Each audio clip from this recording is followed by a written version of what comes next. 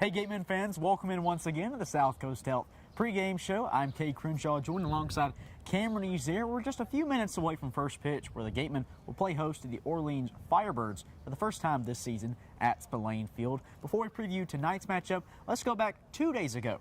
On the road, a July 4th baseball game at Bourne. A big rivalry between these two teams, but for the third time this season, they ended in a 2-2 tie. What did I say? Let's label it the Bourne Bridge rivalry, and it's gotten even more intense because we've played 27 innings of baseball, or at least the Gatemen have, against the Bourne Braves, and it's 6-6. Unbelievable that so many games can end in ties, especially because every single tie for the Gatemen, as their record 7-11-3, have come against the Bourne Braves. So we'll see what happens today against the Orleans Firebirds. But yeah, in that 4th of July matchup, only 4 hits for the Gatemen.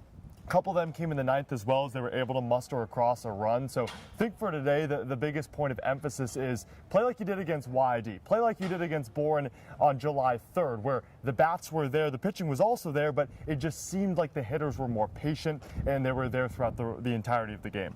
I think one of the main things that the Gatemen looked to carry over from that tie game at Bourne was the pitching performance of Matt Jasek, the Indiana State right-hander. 6 innings, 3 hits, no runs allowed, no walks, 5 strikeouts. He was our South Coast Health player of the game just a few short nights ago. Of course, tonight, he's resting up. He's recovering from that incredible start. It'll be Jacob Cravey on the bump for the Gatemen. More on him later on, but yet another tie in the books. And these two teams, well, they didn't tie the first time they met. Orleans took the win all the way back on June the 17th. There's been nearly 3 weeks of playing time the last time these two teams met, so there's a ton of different faces across the board between these two squads. And well, one of the newest faces for the Gatemen is Owen Diodati, but he's not new to the folks in Wareham. He's a returner from the 2021 squad, and he caught up with our Claire Foley right after this on the South Coast Health pregame show.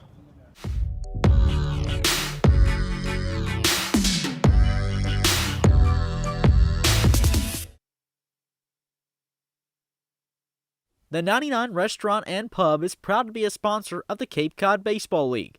Visit your local 99 and try their famous Colossal Lobster Rolls, piled high on a grilled brioche and served hot buttered or just the right amount of mayo and celery with fries and coleslaw. The 99, always the real deal. Curry College is where you go to become anything you want. Curry prepares students to engage in successful careers with learning beyond the classroom. Explore undergraduate programs, NCAA Division III athletics, and continuing education and graduate studies, including 5th-year master's programs at curry.edu.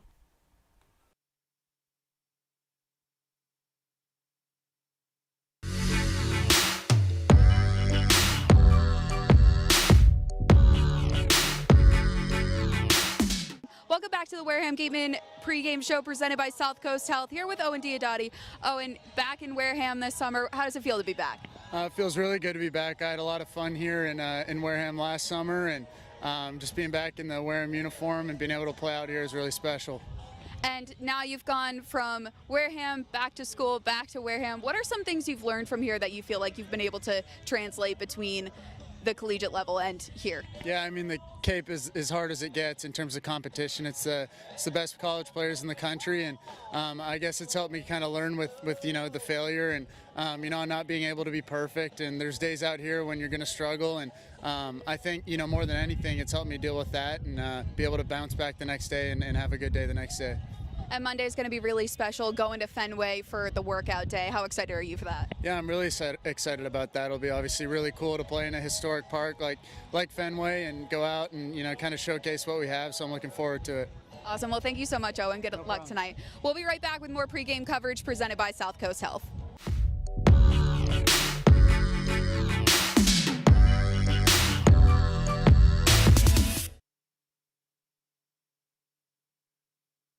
The Gatemen would like to thank Wareham Country Market for helping to feed the Gatemen players and staff after games.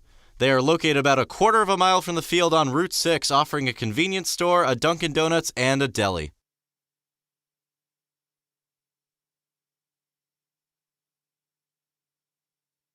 Each and every game here at Spillane Field is made possible by our sponsors. Let's take a moment to recognize Gateway Tavern, Coastal Orthodontics, Fairway Financial, Joanne Stevenson, Sullivan Wine and Spirits, Deb Levesque Massage Therapy, the Law Office of Mark Deshays, Office Technology Group, J&M Baseball Academy, South Coast Health, Minkle Boys Catering, 80 Makepeace, Reed Custom Soils, Soft as a Grape, Bay Motor Inn, Point Sign, Wareham, Sipicon and Dartmouth Week, Cranberry Self Storage, Village Signs, the Law Office of Lang, Exiferis and Bullard, Reedy, Kiernan and McNally LLP, Robertson's GMC, Effie's Homemade, Wareham Country Market, the Wareham House of Pizza, Robbery's Tree Service, Patty Wild, Onset Bay Association, Select PT, El Mariachi, Water Whiz, and Cool Cone. Thank you once again to our sponsors of your Wareham Gatemen.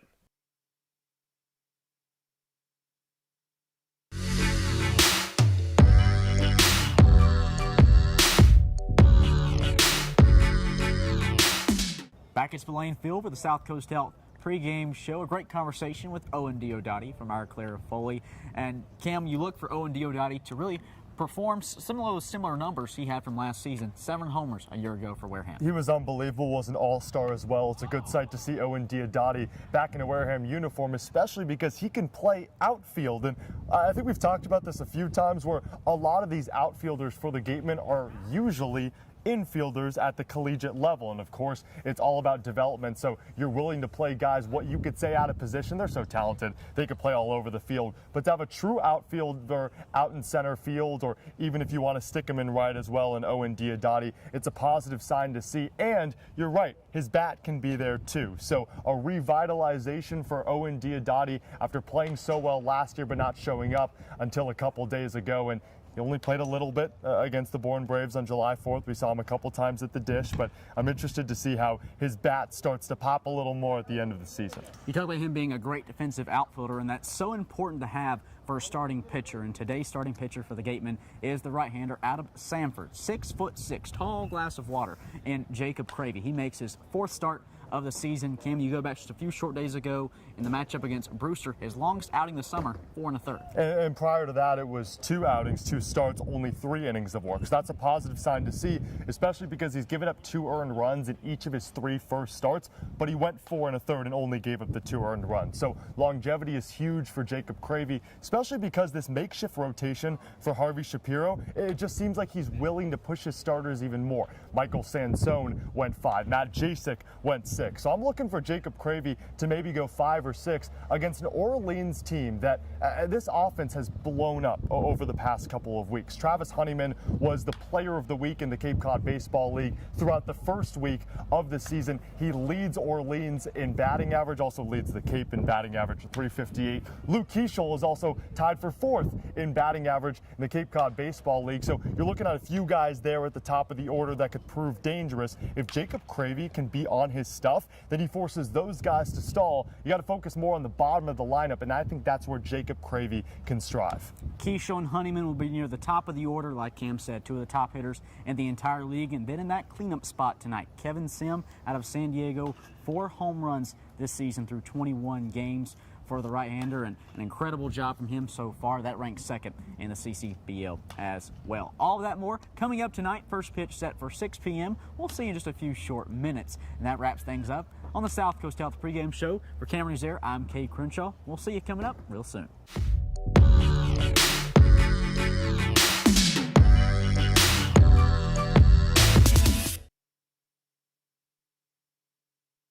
We appreciate and thank the sponsors who support the Cape League and the 10 teams. Our corporate sponsors are the financial backbone of the league. It is with their support that we are able to preserve our long-standing tradition of providing the best family entertainment here on Cape Cod, free of charge. On behalf of the 9 other teams, the Wareham Gatemen, league officers, and the entire Cape League family, we would like to announce and thank our 2022 corporate sponsors. With much appreciation, we recognize the Yawkey Foundation, Gibson Sotheby's, Curry College, the 99 Restaurants, Coca-Cola Bottling of Cape Cod, Badger Sport, Zephyr Hats, Cape Cod 5 Cents Saving Bank, Milton Cat, Mosquito Marys, Massachusetts State Lottery. We will be back to you in the next inning for the second half of this outstanding list of loyal sponsors.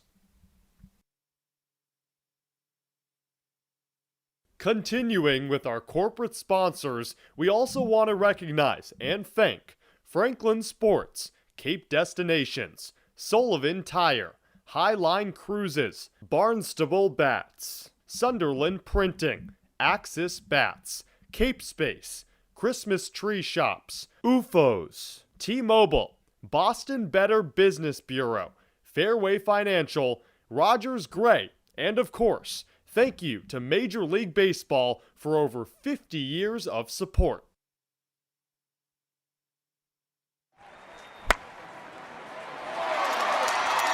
What's up, Gateman fans? Looking for Wareham jerseys, shirts, and hats? You can find all of that and more online at gateman.org/shop. Visit to get all your Gateman gear today.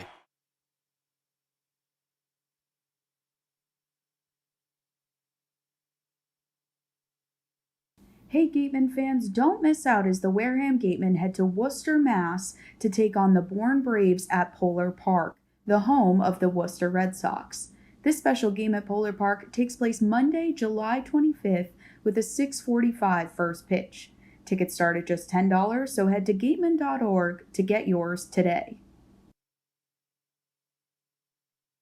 The 2022 Cape Cod Baseball League All-Star Game will be hosted by the Wareham Gatemen on Saturday, July 23rd.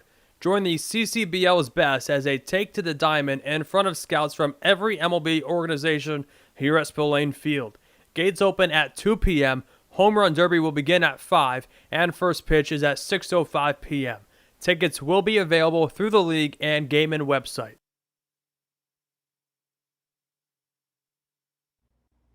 Red Shirt Fridays is a national program created to acknowledge, honor, and support our troops who put themselves in harm's way to defend our freedom. In support of this program, the Cape League teams will be wearing a specially designed red jersey every Friday. This week's special celebration of Red Shirt Friday is sponsored by Zephyr Hats, Massachusetts State Lottery, and OT Sports. Support our troops and join us by wearing red each Friday. Serving southeastern Massachusetts and Rhode Island, Office Technology Group has been the area's source for advanced digital multifunctional copiers since 2009. Call Office Technology Group at 508-858-5825.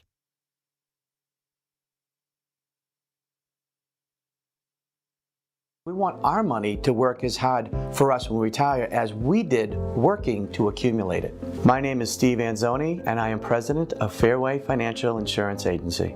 Money is just a tool to help you to do what you ultimately want to do, which is to travel, spend time with your kids, grandkids, and do other stuff. And I want to be the guy that's going to help you navigate the course of life, to help you avoid those sand traps and get you onto the green and into the hole with greater financial confidence.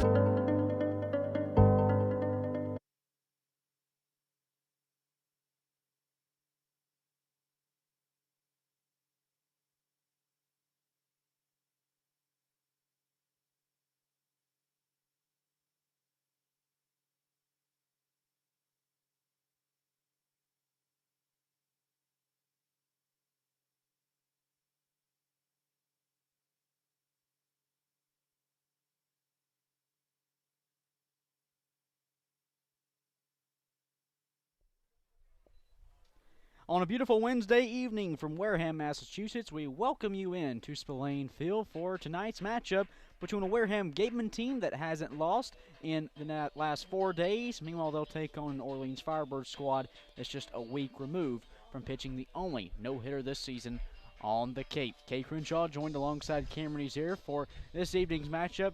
Kim, like we said, two teams that have played some great baseball as of late, though only one can come away the victor. We'll see what happens. These two teams met earlier in the season, actually Game 3 of the year for both these squads, a 2-0 win for Orleans, but they look a whole lot different. It's an Orleans group that has a sub-3 ERA as a team entering the off day yesterday, and then you look over at Wareham, The ERA hasn't been great, but the pitching over the last few days has been phenomenal. So that's what to look for when you peer out onto the mound. In the hitting department, Orleans has been a part of 7 different shutouts. 4 of them have gone the Firebirds' way, but 2 of them haven't, and 1 ended in a 0-0 tie. On the Wareham side, the bats have started to get hot, but they fizzled out a little bit in that 2-2 tie to Bourne on the 4th of July with just 4 hits. So, hey, it's the game of baseball. You never know what's going to happen another day, and got an off day yesterday. These teams refreshing themselves, and we'll see what happens today. On the bump for the Gateman is the tall right-hander out of Samford. It's 6'6", Jacob Cravey. That's a tall glass of water right there, Kim. He makes his 4th appearance and 4th start of the summer for Wareham. A 5.22 ERA with an 0-1 record for the Andalusia, Alabama native. 10 1/3 innings under his belt, 7 strikeouts to his credit with 3 walks. His first time working against this Orleans team that at the top of the order, well, they have the top bat in the Cape. It's the Boston College center fielder, Travis Honeyman, a .358 hitter so far through 16 games with the Firebirds, 3 home runs and 6 RBIs.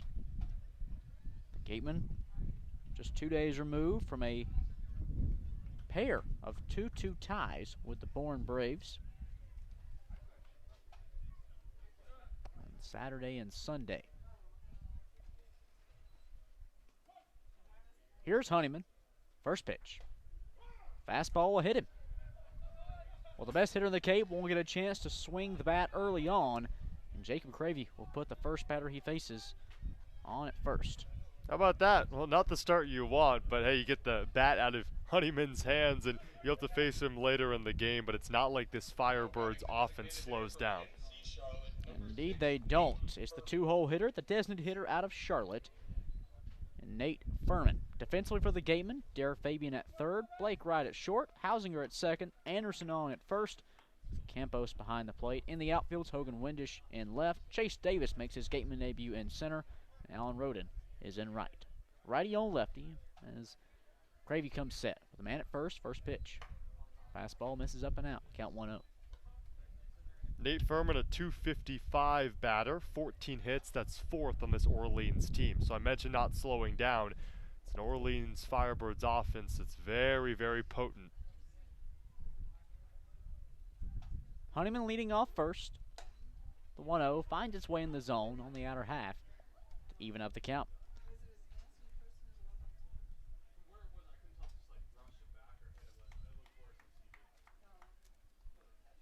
Orleans 9-9-3 on the season. The Gatemen 7-11-3.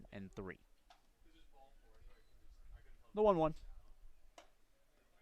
Change-up pitch taken on the outer half once again by Furman. That's back-to-back pitches now from Jacob Cravey where he's tried to paint the opposite half of the plate from the lefty hitting Furman. He's ahead in the count, 1 ball and 2 strikes.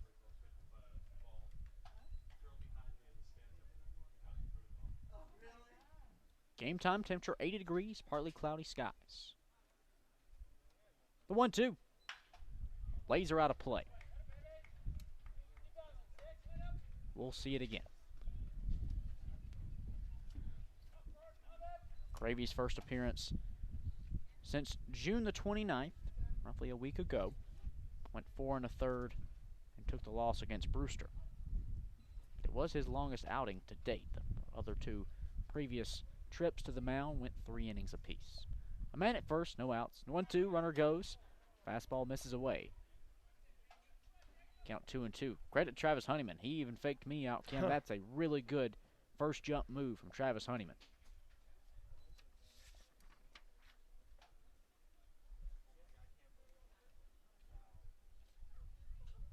Four stolen bases this season in the Cape for him. 2-2 pitch. Grounder over to Hausinger. Flips in time for 1, right over to first. You can book it for 2. A 4-6-3 double play. Puts 2 down in the top of the first. Well, you love that you could jumble up the defense as much as you want, and you still have one of the best infields on the Cape. It doesn't matter if you put Fabian at 3rd or short, or if you insert Blake Wright at 2nd or shortstop, or switch around where Jack Hausinger plays. You know you have a really, really stout infield behind Jacob Cravey, and it showed there. Also interesting to note, the infield makeup, like we said, Fabian's at third base, Wright's at short, Hausinger is at second, and Max Anderson's on at first. Each of those 4 infielders have also played at least one other position on the infield this season. First pitch, Luke Keishel, grounded foul, just off the third base bag. For Travis Honeyman at the top of the order, he's the top hitter in the Cape. Luke Keishel, though, not far behind him. 4th average in the CCBL, a .324 hitter with 3 homers. He's got the bases empty with 2 outs. And down in the count, 0-1.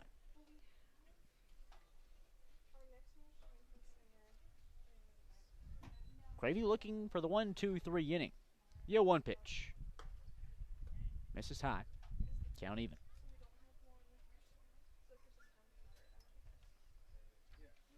Keishel, out of San Francisco, a Watsonville, California native, is the 6'1" junior.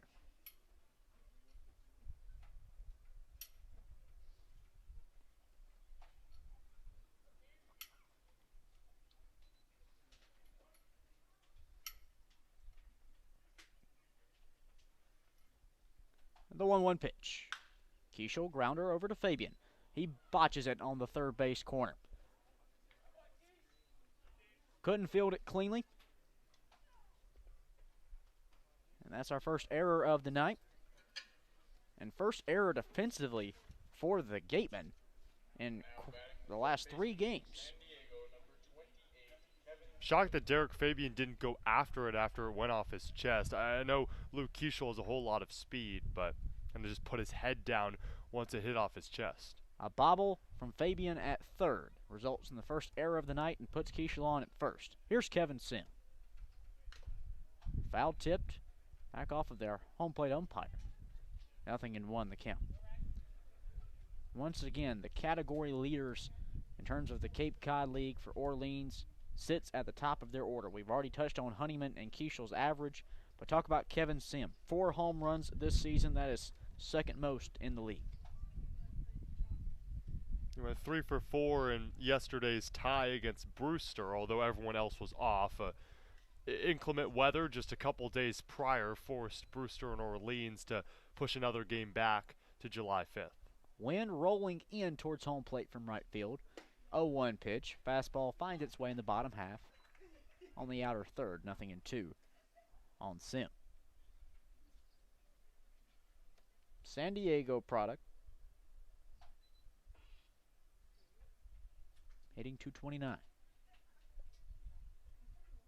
Cravey set just below the letters. The 0-2 pitch. Runner goes. Fastball misses high. The throw from Campos over to first. The tag applied by Anderson, and that will end the inning. One base runner reaches on an error, but is thrown out on the base paths from Campos. We go to the bottom half of the first, still scoreless here at Spillane Field. We'll take a look at the Gateman offense for the first time today with a new face and the order. We return for more on the Gateman Broadcast Network.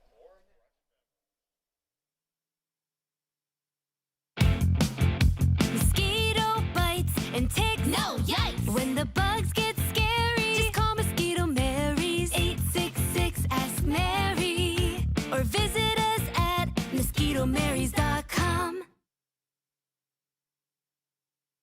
The Gateway Tavern, located on Marion Road in Wareham, offers an extensive but not exhaustive array of menu choices. They search for the finest in foods, ranging from garden fresh produce to hand-selected seafood, and have special menus that change daily. The Gateway Tavern is proud to be the official helmet of the Wareham Gatemen. For sales and rentals of Caterpillar machinery, generators, and marine engines, visit MiltonCat.com, your area cat dealer. Milton Cat, the Cape and Islands Caterpillar dealer, is proud to be a sponsor of today's game.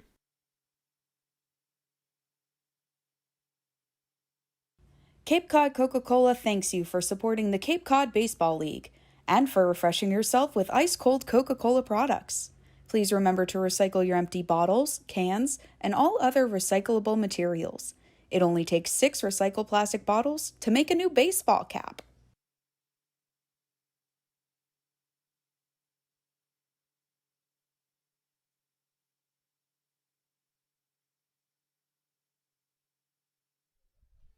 Back for the bottom of the first inning where the Wareham Gatemen will take their first crack on the offensive side of things tonight, but they're working against a tall right-hander and Bryce Worker, 6'8", 240 pounds is the junior out of Cal Poly. He enters with a 2-0 record across 5 games, just his second start of the season though. But get this, an ERA at .73. Cam, as the old saying goes, when your ERA starts with a 0, it's not just good, it's great. It's, in my opinion, beyond great, and a stark difference from 26 1/3 this past spring for the Mustangs and a 5.81 ERA, of course, a larger sample size. 12 strikeouts on the season to 3 walks. Meanwhile, here's Ryan Campos to lead things off for the second straight night for the Gatemen. First pitch, grounder, second base side. Beard fields it there. His throw to Keishel in time, 1 away. A first pitch ground out from Ryan Campos will bring up the Cape's RBI leader in Hogan Windish, 15 on the season. That just goes to show you how productive not only the top of the order has been for the Gatemen, but also the bottom half of the order when your 2-hole hitter leads the league in RBIs. But he'll work with the bases empty. Also leads the team with a .316 average. 1-out pitch off the plate, but called strike 1 just on the outer third. 0-1 the count. And if I'm not mistaken, 5 RBIs in the last 3 games as well. He's going for his 3rd homer in 4 games. 0-1 chop foul. Back towards the third base dugout of Orleans. Quickly ahead in the count is Worker. 0-2. Of course, if you're Bryce Worker, you're hoping to have the same sort of outing that you had in your first start of the season. Pitched a no-hitter. 6 innings last week at Chatham. He was the starter. The Firebirds bullpen finished it off. 6 innings pitched, no hits, of course, no runs, no walks, 7 strikeouts for Worker against the Anglers. And that's, well, I already mentioned the stark difference in ERA. Strikeouts to walks, 30-5 in the spring. So that's not a stark difference. The 0-2 punch. Windish, a high drive, foul, off the corner in left field. And I believe Hogan Windish may have broken a bat there. He's walking back towards the dugout. And indeed, he's going to toss that piece of lumber aside. Well, someone got lucky with some firewood for tonight. Although with 80-degree temperatures, not too many people are starting off bonfires to stay warm.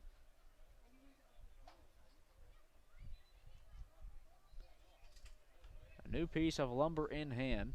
This one cherry on top. How about that?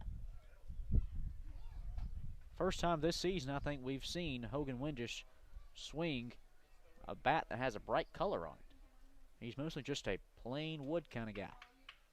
Reminds me of Hacksaw Jim Duggan, which carried around the 2x4 back in the 80s. And the 0-2 offering. Windish lifts it out foul to stay alive on 2 strikes.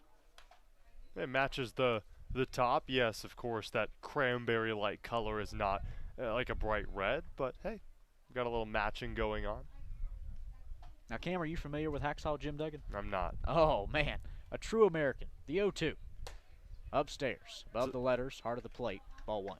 It's appropriate for 4th of July being a couple days ago. Anytime he was a former WWE superstar, and anytime he would come down to the ring, he would carry a big American flag and a 2x4. And the 1-2. Windish pops it out of play. We'll see it again. Hacksaw Jim Duggan. Lives down in South Carolina, actually. Really? Where? He is. Down in the lower part of the country. Lower part of the state, I should say. How far is that away from you? From the capital, hour and a half. The 1-2 to Windish. Fastball rides in. Just missing the zone. Burns, not Peter Burns of the Gatemen, Connor Burns of Orleans held it there for a while, hoping he'd get the late call. Instead, it's 2 balls and 2 strikes to the Gatemen's 2-hole hitter. Bases empty, 1 out in the bottom of the first inning, still scoreless. The pitch, cut on and miss. Breaking ball off speed that trailed away, caught Windish. And that's the first strikeout of the night for Worker. It's 13th of the season. He's so good at pinpointing the strike zone, but also realizing that location is more poignant over just throwing it in that rectangular box that he wants to work with, and that's why he had 30 strikeouts to just 5 walks in the spring, and why he already has 13 Ks in the summer. Well, here's been the most consistent hitter as of late for the Gatemen, Max Anderson. A 9-game hitting streak. That's the longest of any Gateman this summer. First pitch, grounded foul up the first base side.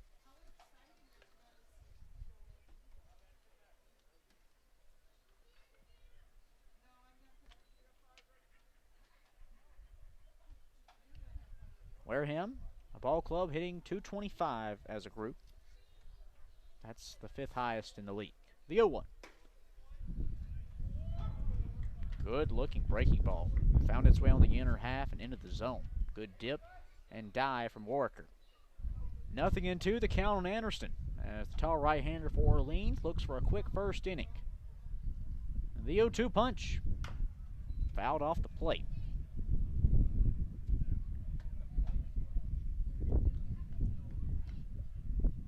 Cade, in the last 11 games for Max Anderson, you touched on the 9-game hit streak. 16 of 44 for a 364 average. And you already said 225 as a team. He's been lifting up the team as of late. 0-2 offering. Fouls it away. A slice into the shrubbery of right field.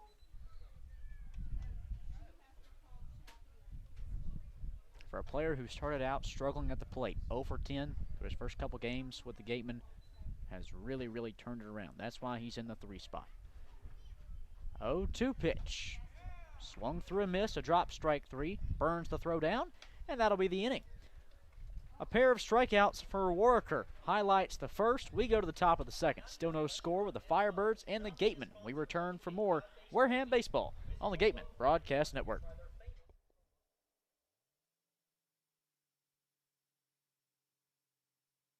Mark Deshays has been practicing law in southeastern Massachusetts for over 30 years. His primary focus is on all aspects of real estate law, including residential and commercial real estate transactions, commercial leasing, land development, land use and zoning law, and land conservation matters. If you need representation, call now at 508-993-2300.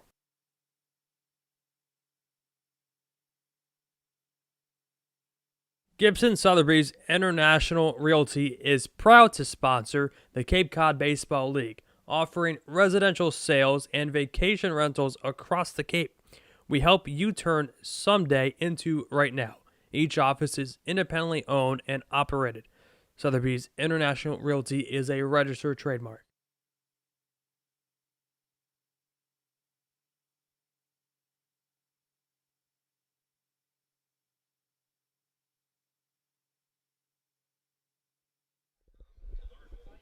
Still no score between the Firebirds and the Gatemen as we make our way into the top of the second inning. It'll be 4, 5, 6 due up in the Firebirds order. A double play and a runner caught stealing in the first inning was all that Orleans offense had to say. Here's Kevin Sim, who was at the plate to end the first before a runner was caught off of first base. Third baseman from San Diego. First pitch from Cravey. Slider down the dirt, count 1-0. Sim, as we mentioned back in the first, will remind you a .229 hitter. 4 home runs this season, with 7 brought home. 1-0 through the left side, a leadoff base hit. The leadoff man has now reached in each of the first 2 innings for Orleans. Back in the first, Honeyman was hit by a pitch. And tonight, the wind is strong here at Spillane Field. It's rolling in from the corner of right field back towards home plate. So not a hitter-friendly ballpark, 11-mile-per-hour winds. Gonna have to really get some power tonight to leave one out of the yard. First pitch to Jack Bolger. Left fielder from Vanderbilt, calls strike 1 in the outer third. Through 9 games, Bolger hitting just .188 here in the Cape, but saw consistent playing time for Tim Corbin's squad in the spring with the Vandy boys. Cravey the 0-1 pitch. Down in the dirt, misses. Count even. Again, one apiece.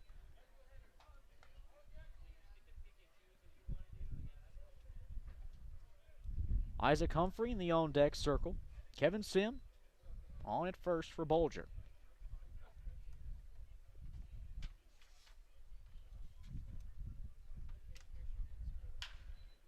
Grounder, right side. A diving Jack Hausinger. Incredible flip for one. Right's throw. Just in time for two.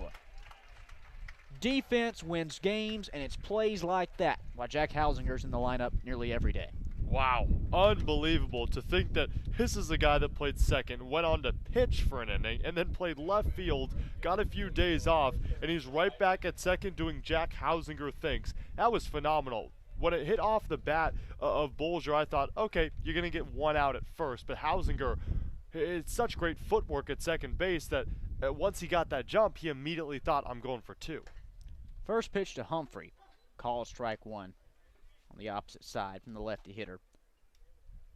2 innings in, 2 double plays flipped by the middle infield of Hausinger and Wright. 0-1 pitch swung through on the changeup. Cravey quickly ahead. No balls, 2 strikes to the 6-hole hitter Humphrey. Out of Louisville. 0-2 punch, outer half, just misses. A couple oohs and ahs from the gateman, thinking that might be in there for a called strike 3. Cravey is looking for that first strikeout tonight. It would be his 8th of the summer. Grounder back with the middle. A 2-out base hit for Isaac Humphrey. Will extend this second frame for the Firebirds.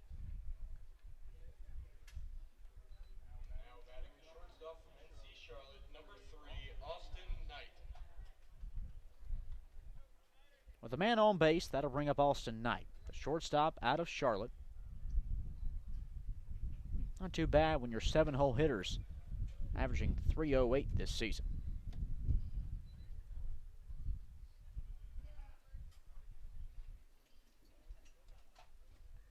Man on it first, 2 away. Grounded foul, back over to the third base side.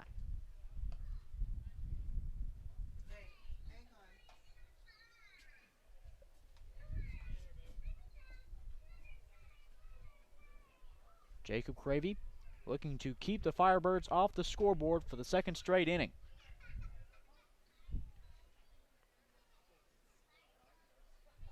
Righty on righty with Humphrey on at first. 2 gone in the inning. 0-1 changeup. Stays above the letters. Count even at 1 apiece.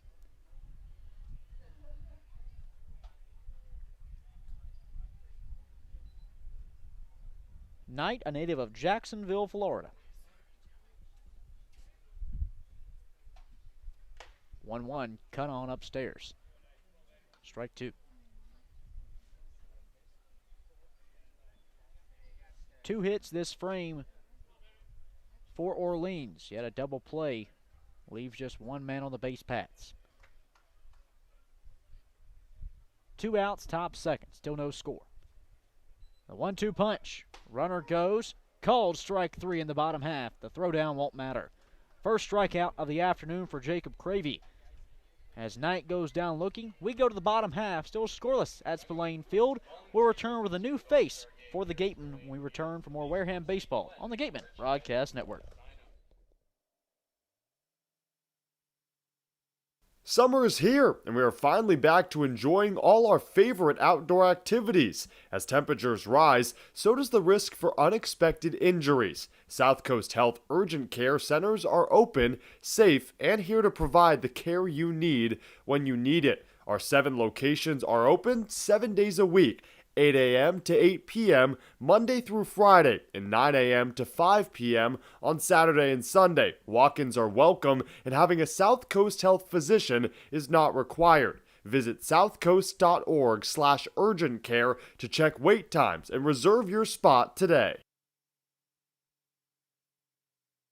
Soft as a Grape has 10 retail locations on Cape Cod. So even when you're cheering on your Gatemen at any away games, stop into a Soft as a Grape store for the best Cape Cod products. No trip to the Cape is complete without a trip to Soft as a Grape.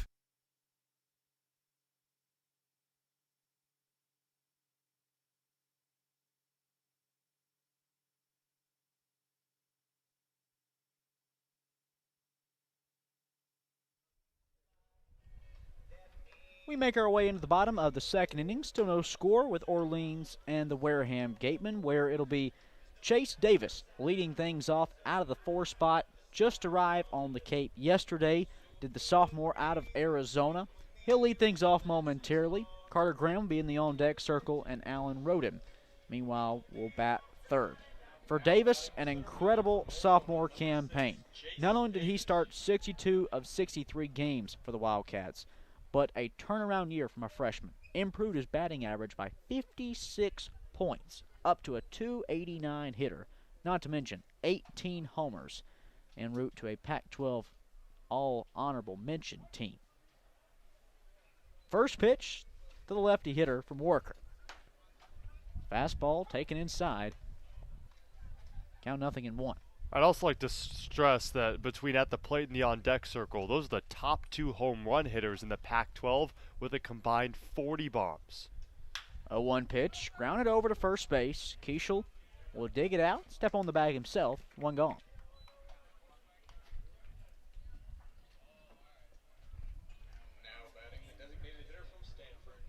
Like you alluded to, Cam, another hitter with power off the West Coast. It's Stanford's Carter Graham.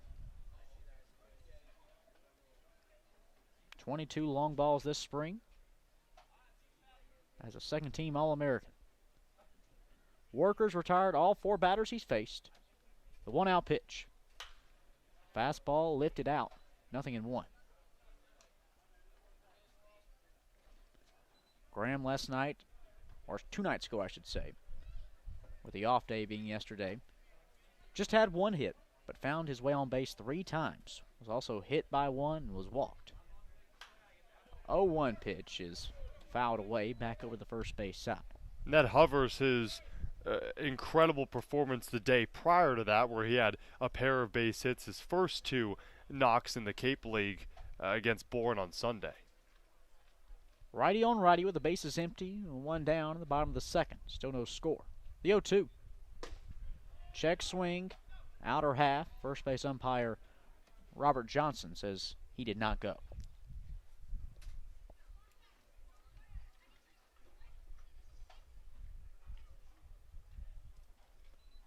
Worker looking for his 3rd strikeout.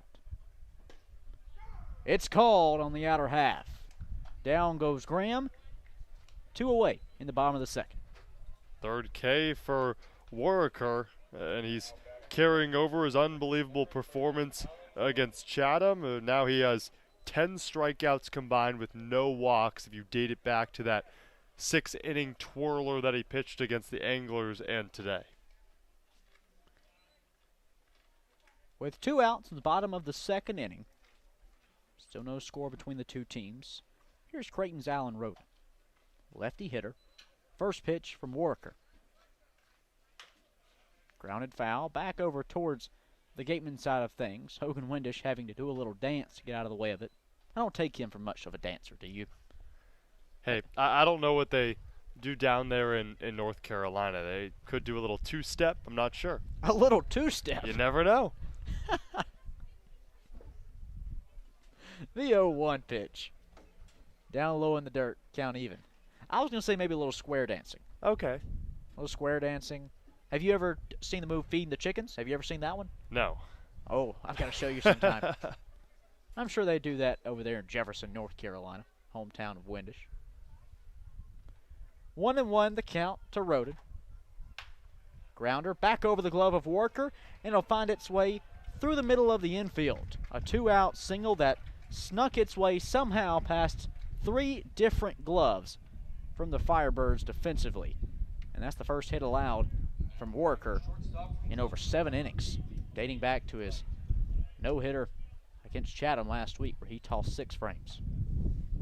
Yeah, Allen Roden did not start, but did have a pinch hit appearance in that 2-2 tie against Bourne on 4th of July. Drew in a run to make it 2-1 in the 9th, so all of his at-bats just seem to be so productive.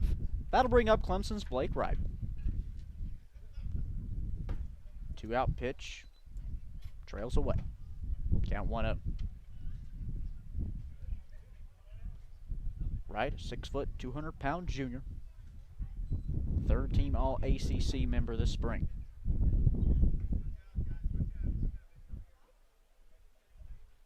The 1-0.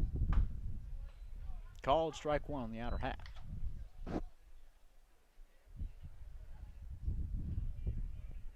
Roden found its way onto first. A lucky ground ball that just hit the right spots on the infield. Still no score between the two teams. The 1-1. Roden goes, the hit and run. Right, deep in the gap of right center, but ranging on it quickly is Travis Honeyman. He's well on his way to being a Cape League All-Star in just a few short weeks, and his defense will factor into it. One hit, no runs, no errors, and one man left on base for the Gatemen. We're through two, and we still have no score between the Firebirds and Wareham. We'll be back for more Wareham baseball when we return on the Gatemen Broadcast Network.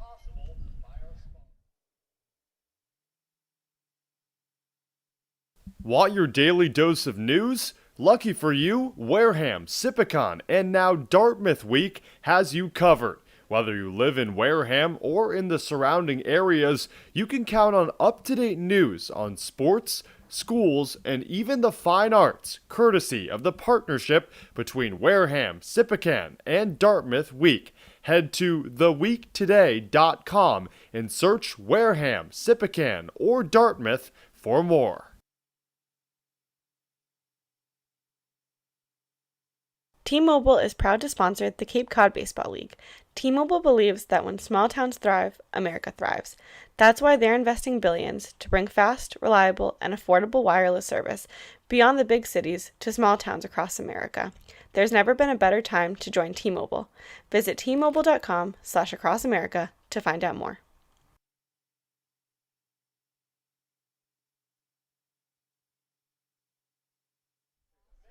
Still no score. We make our way into the top of the third inning with Orleans due up. It's 8-9-1 in the Firebirds order, led off by Logan Beard, the second baseman from Louisville. And I was curious, Cam, once we got the lineup today and saw Beard's name in there, if he would actually have a beard. And indeed he does. 227 hitter. Soon to take his first swing in his 9th game of the summer. First pitch from Cravey. Fastball just misses up and out. Count 1-0. So, Cade, we've seen Grayson hit earlier in the season, but he was a pitcher. So finally we see a last name come to fruition where it actually matches his appearance. Called strike one, outside edge. Fastball dots the outer corner. You know, I still think Grayson Hitt is my name of the summer for a pitcher. He was a right-hander out of Alabama for Falmouth. The 1-1 pitch. Fastball once again, this time back over the heart of the plate, but staying in the bottom half of the zone is the tall right-hander out of Sanford and Jacob Cravey. Just how ironic is that? A pitcher to have a name of Hitt. The 1-2. Off speed, swung through, foul tipped back into the glove of Campos. That's one away in the top of the third, and the second strikeout for Jacob Cravey. Good breaking ball from Jacob Cravey. He's controlling his pitches really, really well, not just throwing that fastball to breaking ball combo, but he goes breaking ball, which is confusing these hitters. So really good job on the bump. Here's Connor Burns out of Cal State Long Beach. First pitch, change up in the lower half, taking 0-1. Burns just starting out the season struggling. 1 for 19 at the plate. 0-1, misses high. But that one hit that he had was a big one, a solo homer back on June the 17th at Yarmouth Dennis. I think if you told a player you can only have one hit this season, you at least want it to go pretty far. The 1-1. Slider in the dirt, ball 2. It's also intriguing to me. You look down and you see Burns as catching. I think a lot of people, especially here in the Northeast, are going to think Peter Burns of Boston College. But Connor Burns comes from the opposite side of the country. He's also a Long Beach native. 2-1, sky in the air, but that'll find the seats and be a souvenir. 2 balls, 2 strikes to the 9-hole hitter. It's unfortunate that the day Connor Burns comes to town, Peter Burns has the day off. You'd want both of them to be the back end of the battery, wouldn't you? I think then it would just get confusing. It'd just be Burns anyway. Base is empty, one away, the 2-2. Popped him up. Campos gives chase in foul territory. But once again, it lands back near the concession stand. Travis Honeyman is in the on-deck circle. He was hit by a pitch back in the first. Burns, though, completes the first time through the order for Jacob Cravey.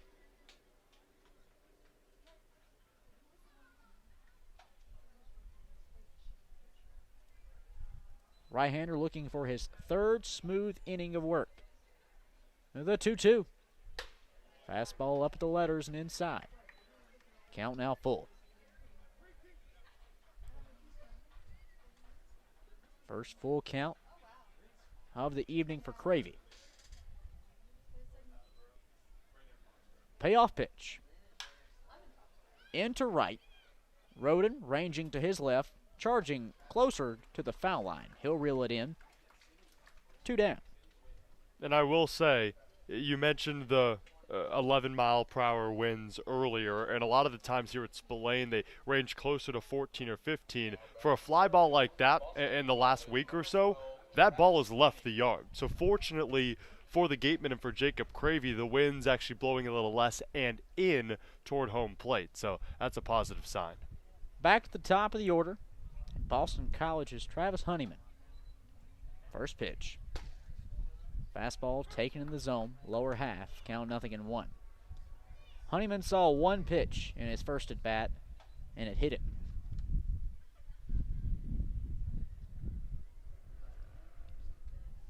Oh, 1 offering, line back to Blake Wright at short to end the inning. Easy as ABC 1-2-3 for Jacob Cravey. We go to the bottom half of the third. Still no score with the Firebirds and the Gatemen. We'll be back for more Wareham baseball when we return on the Gatemen Broadcast Network.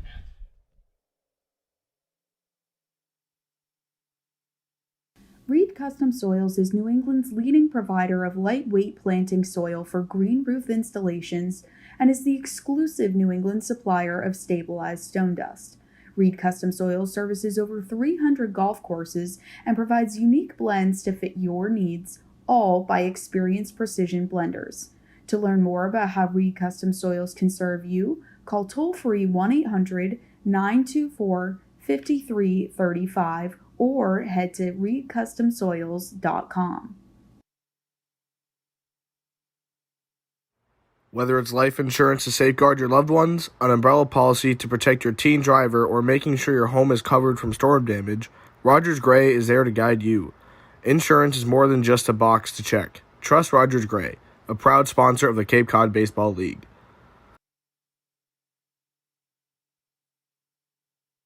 After the game, visit El Mariachi on Main Street for the best Mexican food in Wareham. The cantina provides a delicious late-night snack accompanied by fun cocktails.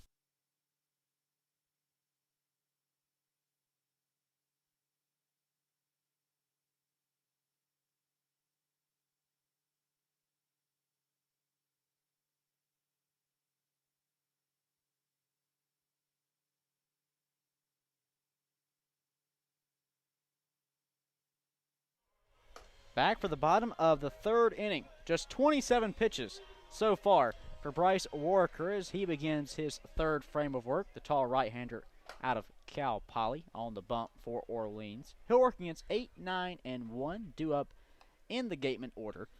And that'll be led off by Jack Hausinger, second baseman out of Xavier. Now batting the second baseman from Ezeir, number 10, Jack Hausinger. Hausinger, who made a great defensive play back in the second inning, now gets his first chance offensively. We didn't see him, at least in the batter's box, 2 nights ago at Bourne. Was used as a pinch runner in the top of the ninth. First pitch. Put on the ground over towards first. Keishel shuffles over just ever so slightly. 1 gone in the bottom of the third. Jack Hausinger in the past couple games has swung at the first pitch. We saw him pick up a single a couple days ago when he was the leadoff hitter, and he also swung at the first pitch. So a bit more of an aggressive approach for a player that's seen less starts as of late. 1 away. Now the sophomore from Florida, Derek Fabian, steps in. The Gatemen with 1 hit so far through 2 innings. Meanwhile, Worker has struck out 3. Fastball finds its way across the bottom half against Fabian. 0-1 the count. Worker, quick worker. The 0-1. Fabian, high in the air, deep center field. Ranging back is Honeyman, and approaching the warning track. He'll reel it in for out number 2.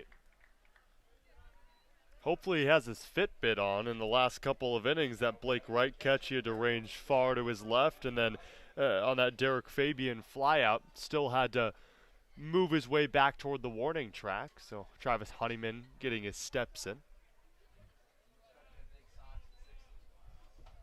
Back to the top of the order, Ryan Campos. You know, I've forgotten about Fitbits. Really? I have an Apple Watch. That's why I forgot about it. 2-out pitch. The leadoff hitter misses inside.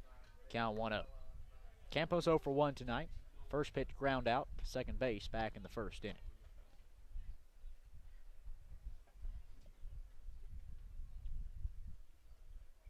1-0 offering.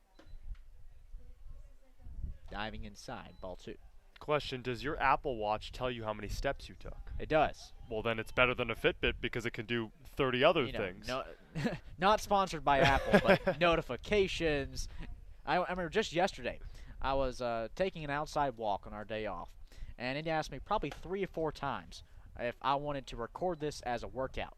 Like, are you working out? It asked me. It's like, I guess in a sense I am, but just enjoying a nice stroll. Campos well ahead in the count, 3 balls, no strikes. Worker trying to avoid dishing out his first free pass today. It won't be on that pitch. Fastball in the top half of the zone. 3 balls, 1 strike. So Ryan Campos swings at the first pitch in the first, and now more of the patient approach here.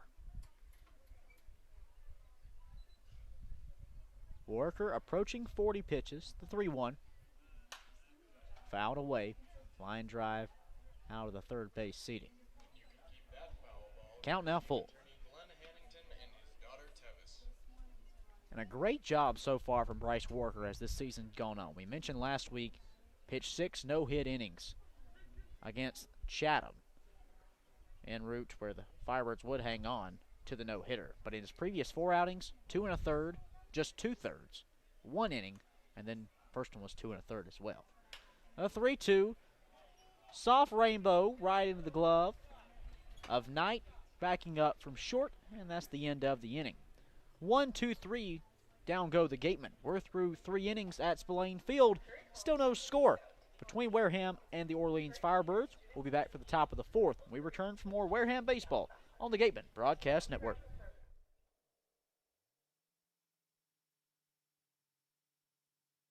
Gateman Baseball is officially sponsored by Robertson's GMC, the truck professionals. Located just 2 miles away on Cranberry Highway, Robertson's GMC, we are professional grade, power like a pro. Need physical therapy? Select Physical Therapy works directly with you and your physician to create a plan of care that meets your goals and needs with 6 locations on Cape Cod and more across the country. Select Physical Therapy is the official provider of athletic training for the Wareham Gatemen.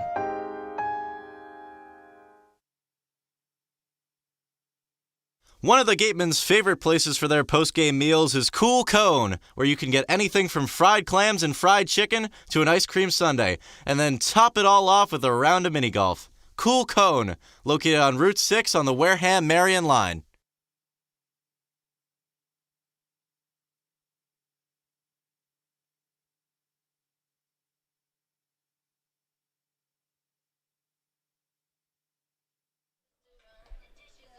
Jacob Cravey has been strong through 3 innings for the Wareham Gatemen, as we still have no score at Spillane Field. The Orleans Firebirds in town tonight. Cravey through 3 innings so far, no runs allowed, of course, on just 2 hits. He's yet to walk a batter while striking out 2. Cam, his last outing of the summer last week was his longest to date, 4 1/3. What have you liked so far tonight? out of Jacob Cravey through 3. I like the location. Jacob Cravey is trusting his arm. In the last 2 outings, a combined 6 strikeouts to 2 walks. In his first one, only 1 strikeout and 1 walk. So trusting his arm, pitching like he knows he can, and doing really well on the mound in terms of working horizontally between the outer and inner halves. First pitch to Nate Furman. Changeup diving out of the zone. Count 1-0. Furman, designated hitter out of Charlotte. 0 for 1 tonight, grounded out to a double play in the first. The 1-0, fastball paints the outer half, count even.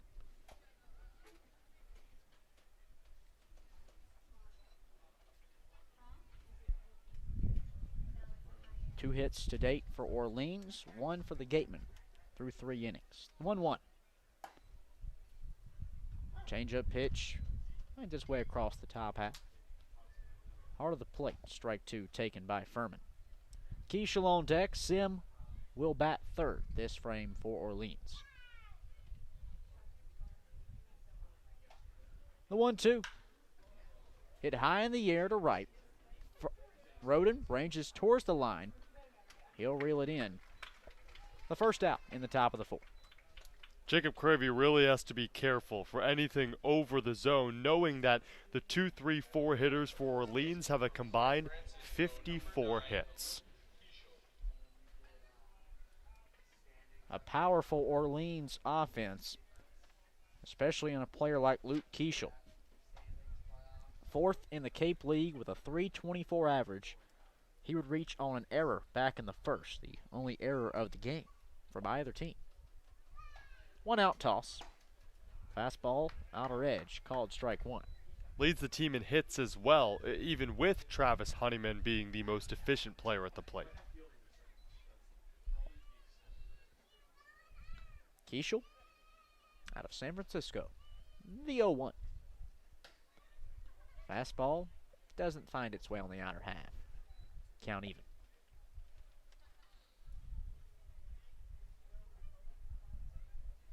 Keishel's 22nd game of the summer. That's tied for second most on the Firebirds. 1-1 lined out of play. Now keep in mind, this is his 22nd game of the summer. This is the 22nd game of everybody's summer. So he's seen action in every single lineup to date for Kelly Nicholson's squad.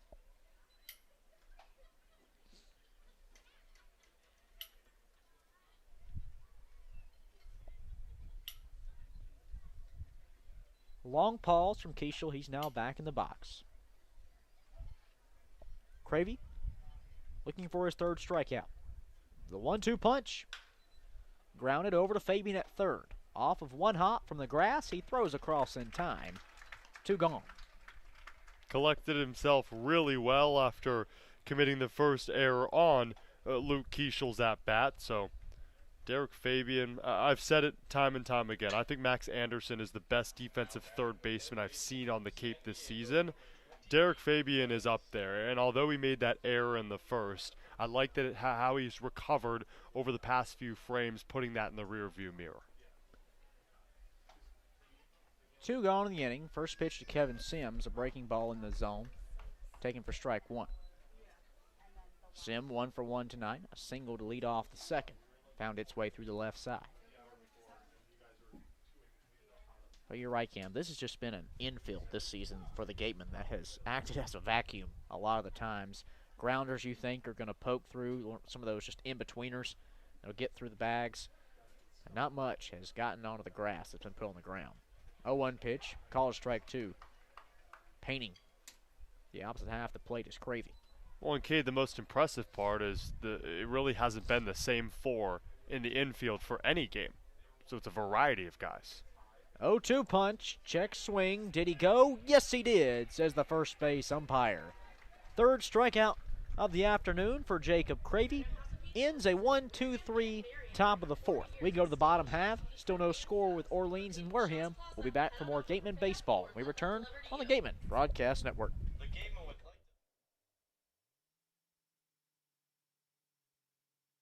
Looking for a turnkey rental experience on the Cape? Gibson Sotheby's International Realty has a dedicated team of rental professionals ready to provide homeowners and guests with exceptional service. For Cape Cod Rentals, nothing compares. Each office is independently owned and operated. Sotheby's International Realty is a registered trademark.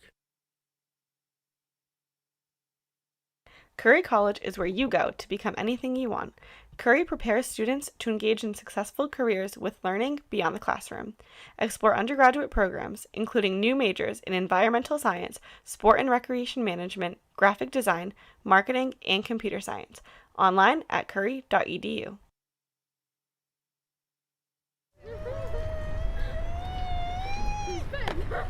Beat the heat and join us at Waterwiz, a water experience unlike any other this side of the bridge. Open daily, head over to the water park on Route 28, the Cranberry Highway.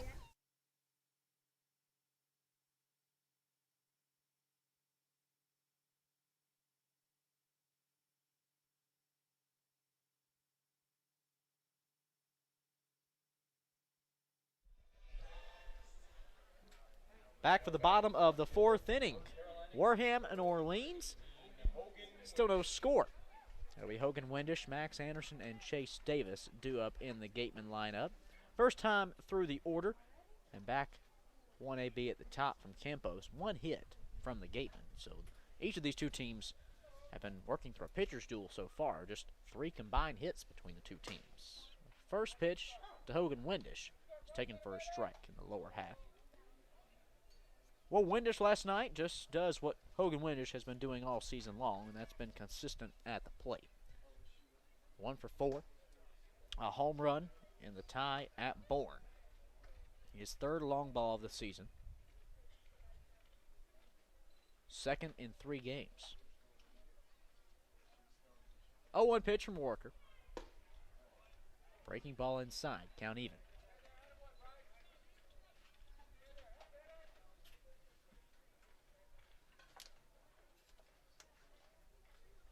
But of Windish's 3 homers this season, only one's come here at Spillane. 1-1 up and out. Ball 2 is the fastball. Bryce Walker on the bump. The 6'8", 240-pound right-handed junior out of Cal Poly. Opponents just holding a 140 average against him here in the Cape. 2-1 pitch. Windish a mile high into the air, but not very far on the field. The shortstop, Knight, steps up initially on the grass, back on the dirt. 1 away in the inning. Now, Cade, how much do you know about Cal Poly? As far as I know where it is. Okay, there we go. You got some famous alumni that went there. Really? Yes. Now, famous in what circles? So, you got a few baseball players, but I would say, many would argue, but I'd say the most famous person to ever go to Cal Poly, John Madden. The late, great John Madden. So my sister went to Cal Poly, and she graduated a couple years ago, and when I was at her graduation ceremony, and when John Madden was still with us, he had a pre-recorded congratulations to all the graduates that year. Really? Mm-hmm. 0-1 pitch to Max Anderson, a fastball in the lower half, 0-2. Do you know what he studied at Cal Poly? That's what I'd be interested in. A guy who goes on to be a football coach, and then, of course, creator behind the Madden football game. 0-2 to Anderson, down and in. It's ball 1. The base is empty and 1 away. Let's see. Pulling up the old Google. Huh. The 1-2 to Max Anderson. Nearly hits him. Fastball rides in. Count even at 2 apiece. So he got his bachelor's and master's degrees. For some reason in his bio, doesn't say exactly what they were in. But he has the degrees. Yes. Okay. Oh, an honorary Doctor of Science degree last June, and that's when I was there. So they were also honoring him, too. 2-2 pitch to Anderson. Chopped away. Let me throw up some baseball names as well for more of the baseball gurus. Ozzie Smith. Pretty good player. Lee Hancock. Pretty good player. Bud Norris. Pretty good player. Mark Mathias. That name sounds really familiar. Anderson through the right side. A 1-out single for him. Initially rounding first. He'll hold up and accept the 1-out single, though. And make the hit streak double digits for Max Anderson now at 10 games. And we thought after Hogan Windish went 6-game hit streak 2 different times That couldn't be, no one could top that. It could be more impressive. Max Anderson, for a guy that started the season 0 for 10 and is now hit in 10 straight games, it's a pretty cool full circle moment. You can love this game and you can hate it. It just depends on the day. For every time this team is tied with Bourne, I've hated it. First pitch, though, to Chase Davis on the way. Fastball misses outside. Count 1-0. I still can't get over that. You play a team 3 times so far this season. All right? Each game is a tremendous baseball game, and it's a rivalry series. And it ends in a 2-2 tie each time. 27 innings, and we still have no winner. Longest game in Cape League history. Davis put on the ground right side. Beard flips for 1. Knight throws over to first. Not in time for 2. Fielder's choice from Chase Davis will put him on at first with 2 away. I'm glad you stressed that, because I didn't think we would go the entirety of this broadcast without bringing that up because of the recency of it. That in the second game of the season, 2-2 with Bourne. Okay, you're going to see this team across the Bourne Bridge in a month. These 2 teams in the West Division, a rivalry, not playing for a whole month. Finally match up again, just the same result. Here's Carter Graham, 0 for 1 tonight with a strikeout. Worker's first pitch. Slider catches the outer half. Nothing in 1 the count. Carter Graham is just staring down the home plate umpire. He couldn't believe it. He was called out on a very similar pitch for that strikeout call back in the second. 0-1. Graham swings through, strike 2. That same sweeping pitch from Wareham, and Carter Graham just wants to get back after that pitch on the outside sweeping pitch was called a strike, so I'm not surprised he took a big hack at that one, and Wareham went back with it. Davis on at first with 2 away. The 0-2 misses outside. Ball 1.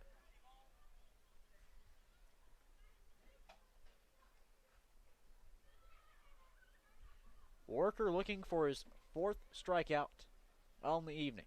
The sun beginning to set. Here's the 1-2. Down in the dirt, shuffling over is Burns to block it. He keeps Davis on at first. Count even at 2 apiece. What I like the most about Bryce Wareham is he doesn't give up if a certain location is working. After striking out Carter Graham on that outside corner and a bit low, he's thrown the same pitch 4 times. Same spot. 1 on, 2 down. 2-2 toss. Fastball misses low. Count now full. But again, he kept it low, and that's what you have to do against Carter Graham because it worked in the last AB. Anything left up in the air for this bat, well, you may not get that baseball back.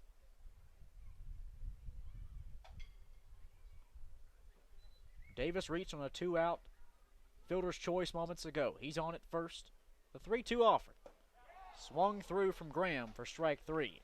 4th strikeout of the afternoon for Bryce Worker, and that will cap off the end of the 4th, and we still have no score between these 2 teams. We'll be back for more Wareham baseball when we return to the Gateman Broadcast Network.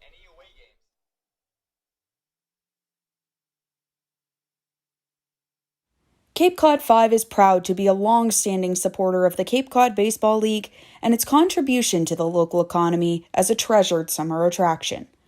Cape Cod 5 is a community bank serving customers throughout Cape Cod, the islands, and southeastern Massachusetts. Founded in 1855, the bank's mission is to enrich the lives of those it serves while contributing to the health and vitality of its communities. Cape Cod 5 provides a full range of banking solutions, including personal and business banking, residential mortgages, investment management, and trust services.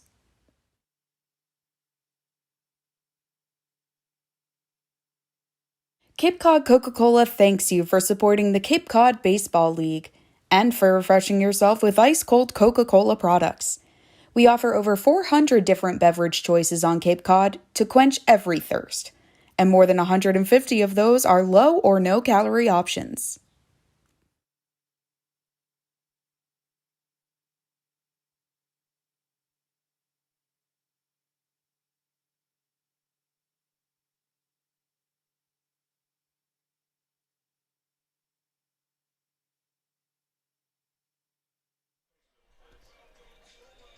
Neither team has broke through on the scoreboard yet. We go to the top of the 5th with Orleans and Wareham locked in a no-score tie. It's 5-6-7 due up in the Firebirds order, led off by Jack Bolger. The left fielder out of Vanderbilt, 0 for 1 tonight, rounded into a double play back in the 2nd inning. He'll lead things off against Jacob Cravey. First pitch, called strike 1 on the outer half. Cravey so far has allowed just 2 hits to the Firebirds. By far his best outing to date is number 4 this season. The 0-1. Breaking ball dots the outer edge once again. Bolger down early, 0-2. 5-hole hitter with a 188 average. 0-2 punch, got him looking. Fastball on the outer third, make it number 4 today for Jacob Cravey. And the tall man from Andalusia, Alabama, is working so far through 4 1/3. I'm most impressed with Jacob Cravey's poise, and he's approached these hitters like all of them are the same, not that a guy is batting .358 or .215. 1 out pitch to Humphrey down in the dirt. The Louisville left-hander. 1 for 1 tonight, single back in the 2nd. 1-0 pitch, spiked. That's ball 2. For Jacob Cravey, he's now matched his longest outing of the summer so far, 4 1/3. That was back last week against Brewster. Humphrey at the dish, a native of Calhoun, Kentucky.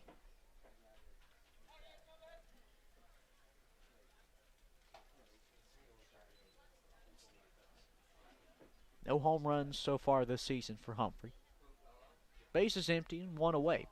No score, top of the 5th. 2-0 offer. Down and in. It's ball 3. Some activity starting to warm up out in the Gateman bullpen. In right field. 3-0 pitch. Misses low. Ball 4. Well, the first walk of the ball game issued out by Cravey will put a man on at first for Orleans with 1 away in the 5th. Isaac Humphrey, 1 hit and now 8 straight after singling in the 2nd, so you don't want to leave it up over the middle or risk anything on the big bat of Humphrey, the right fielder. So Jacob Cravey chooses to attack low, and he kept it that way and wanted Humphrey to chase. He didn't. He's at first. 1 on for Austin Knight. Runner goes. Pitch grounded up the middle. Hausinger diving stop. His throw to first is still in time. My goodness, Jack Hausinger. Mr. Unbelievable. He ranged from second to pick off that grounder up the middle, stumbled over the second base bag, still made the diving stop, and his throw to first was still in time. 2 away in the inning. In a whirlpool of stone dust as well. I lost him for a second as he dove. The dust almost flew up into his face. I don't even know how his vision wasn't halted by that slide. And now, he's going to need laundry not just on the pants, but his whole shoulder is covered on the jersey, of course. Highlight reel, Jack Hausinger tonight. 2 away, top of the 5th for Logan Beard, second baseman, as Orleans has a runner in scoring position for the first time tonight. First pitch, skied out of play, first base side. Beard 0 for 1, a strikeout back in the 3rd, 1 of 4 to Cravey's credit.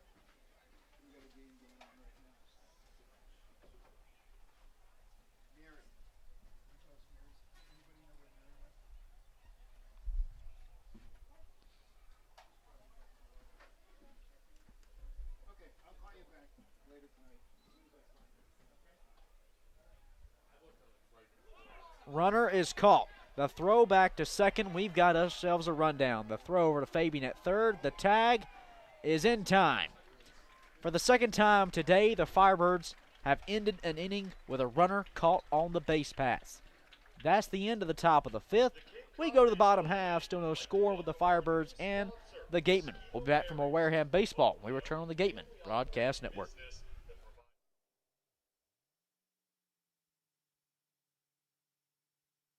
Gibson Sotheby's International Realty is a proud sponsor of the Cape Cod Baseball League.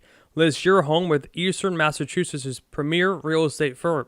Don't just get it on the market, get it the attention it deserves. Each office is independently owned and operated. Sotheby's International Realty is a registered trademark. With competitive pay, state-of-the-art facilities, and opportunities in service, sales, accounting, HR, marketing, IT, and more, a job at Milton Cat, the Northeast Caterpillar dealer, is more than a career choice. It's a choice career. Visit miltoncat.com/careers to join their growing team.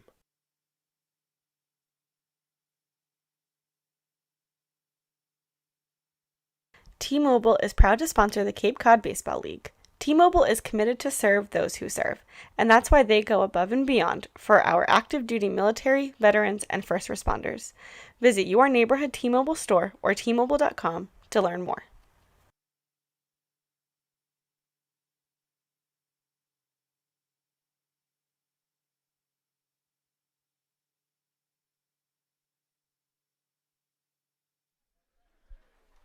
Back in Wareham, Massachusetts, Pillane Field. Cade Crenshaw alongside Cameron Ezeir. Still no score, so we make our way into the bottom half of the fifth. For the Gatemen, it's 6-7-8 due up in the order, led off by Alan Roden, the right fielder, 1 for 1 tonight with a single. Bryce Worker back on the bump, today's starter for Orleans. First pitch, line out on a diving play from Kevin Sim at third, falling to the stone dust ground. It falls right into his glove, 1 away.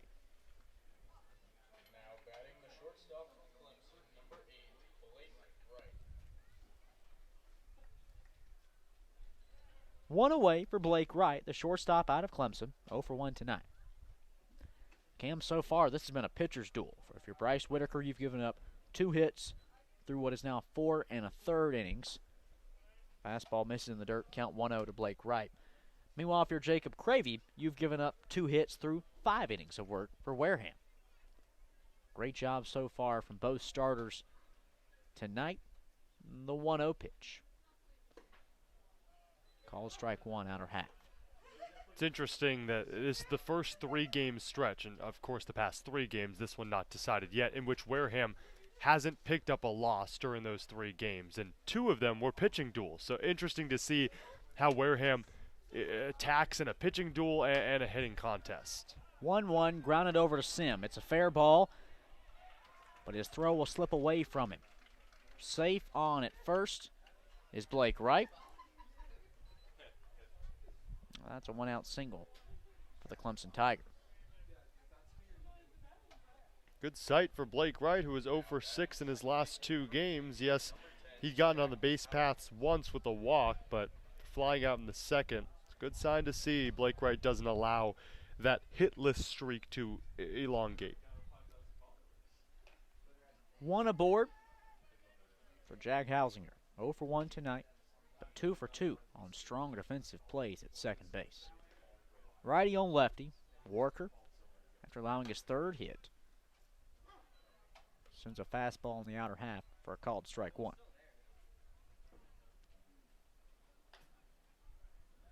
The Gatemen have yet to have a runner in scoring position. Orleans with 1. He was picked off to end the top half of this 5th inning. 0-1 pitch cut through by Hausinger. No balls, 2 strikes to the 8-hole hitter from Xavier.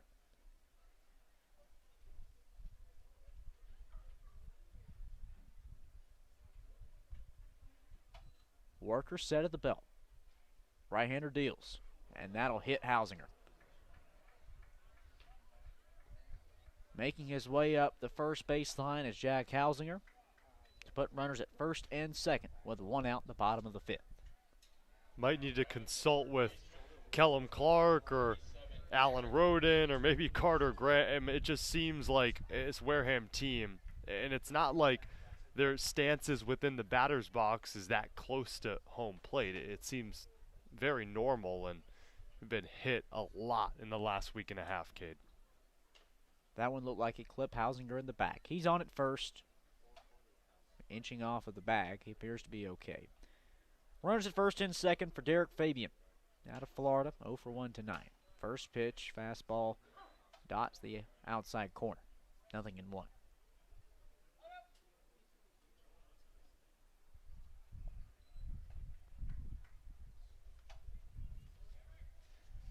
Fabian looks on, trying to bring across the Gateman's first run tonight. He's got Blake Wright at second as the lead man with one away. Hausinger behind him at first. Worker steps off the rubber, will fake a throwback.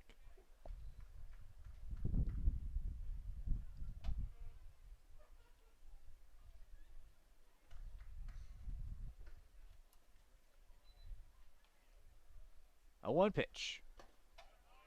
Fabian lets it miss away. Count even at 1 apiece. Top of the order on deck, and Ryan Campos. Great crowd on hand tonight. Bleachers on both sides of the lines starting to fill up, even those in deep left center field. 1-1 offering. Off speed, called strike 2. Inside on Fabian. Worker looks for his 5th strikeout of the night and 2nd out of this 5th inning. The Gateman with runners at first and second, just 1 out.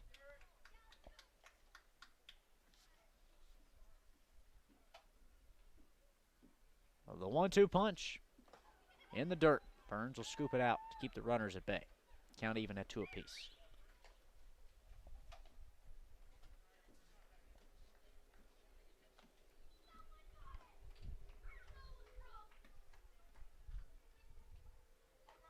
Neither team with a run tonight. The Gatemen now out hitting Orleans 3-2, with Wareham responsible for the lone error.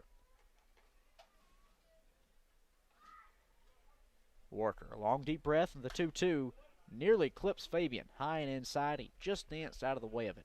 Count now full.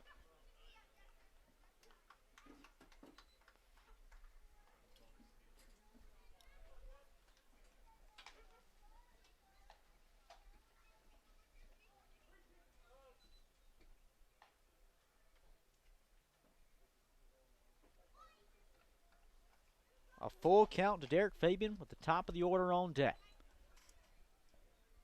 Payoff pitch will have to wait. Worker will step off the rubber. Runners at first and second. Wright reached on a 1-out base hit. Jack Hausinger was hit by a pitch. Runners will be going. 1 away. 3 balls, 2 strikes. The pitch, cut on and missed. 2 outs in the inning.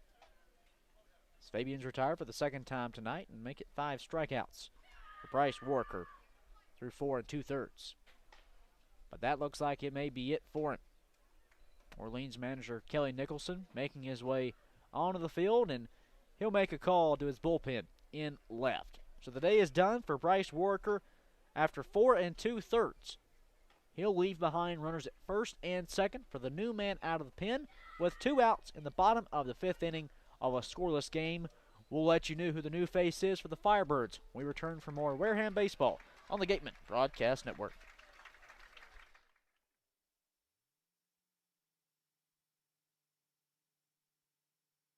If you or a family member have been hurt at work, don't wait for the insurance company to discontinue your benefits or deny you medical treatment. Get an experienced workers' compensation attorney now before it's too late. The lawyers at Reedy, Kiernan, and McNally, LLP, have been practicing workers' compensation law for many years and are experts in the field of workers' compensation law. Having the advantage of retaining an attorney early on may make all the difference in your case. Know your rights. Be prepared and contact Reedy, Kiernan, and McNally, LLP today. The firm is located at 267 Main Street in Wareham and 2318 Acushnet Avenue in New Bedford. Call 508-295-0000 0286 or visit their website www.rkm-law.com.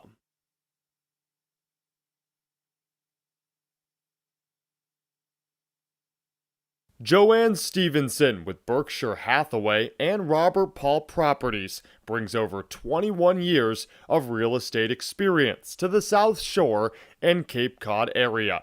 The Robert Paul Properties team not only specializes in coastal luxury properties, but proudly serves our veterans in their home search or sell process.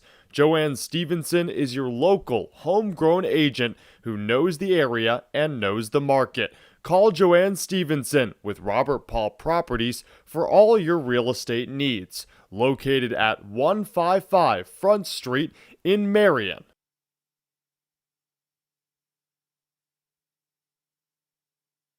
The law firm of Lang, Exifaris, and Bullard, providing families and businesses in the greater New Bedford community with legal services for 40 years. We look forward to serving you.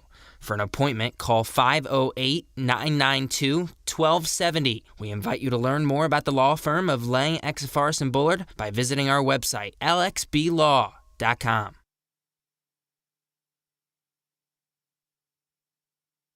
Local craft beer, great food, games, outdoor beer garden, and live music. That's all at Stone Path Malt.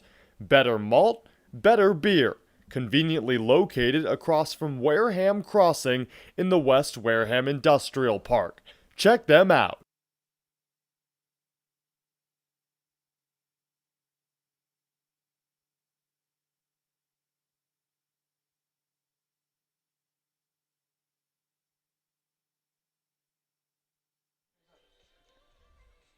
We're back, still in the bottom of the fifth inning on the Gateman Broadcast Network. Runners at first and second for Wareham. At the top of the order, stepping up to the plate, Orleans manager Kelly Nicholson making his first call of the bullpen tonight to bring in California San Diego left-hander Ryan Risas, 6'3", 200 pounds. He makes his third appearance of the summer. So far through 3 2/3 innings, he's given up 4 hits with 4 runs, just 2 earned though. 4 walks to 1 strikeout with an ERA of 4.91. He'll meet Ryan Campos, the catcher out of Arizona State, 0 for 2 tonight. A ground out and a pop out. Blake Wright at second. He reached on a 1-out single. Hausinger followed it up with a hit by pitch. He's on at first. 2 away, bottom 5. First pitch from Risas. Fastball misses in. But Ken, while he's had, like we said, just 4 walks to 1 strikeout, the command has been issues at times so far here in the Cape. You look back this spring at UC San Diego, 30 strikeouts in 22 innings. So he has no problem with the location. Left on left. The 1-0. Foul back into the netting. Count even at 1 apiece. For a Gateman team that hits 240 off of right-handed pitchers, they hit just 183 against lefties. Haven't seen one in 4 days. Gatemen haven't lost since they started facing all righties. Time's called at the plate by Campos. That'd be quite the obscure scouting report if you're Kelly Nicholson looking at the past few days and going, okay, this team's 1-0-2, and what's the common denominator? Numbers don't lie.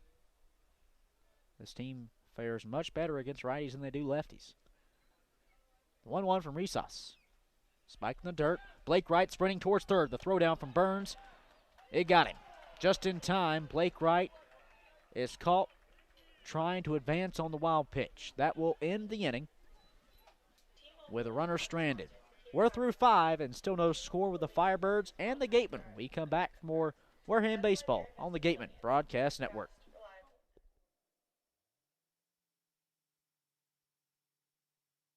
Finding a good personal injury attorney is very difficult. If you or your family member have been involved in an accident, hurt at work, suffered a slip and fall, or have been injured due to negligence of someone else, contact the lawyers at Reedy, Kiernan, and McNally, LLP today.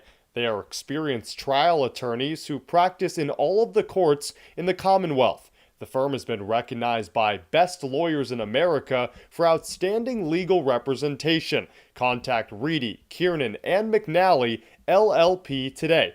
The firm is located at 267 Main Street in Wareham and 2318 Acushnet Avenue in New Bedford. Call 508-295-0286 or visit their website www.rkm-law.com.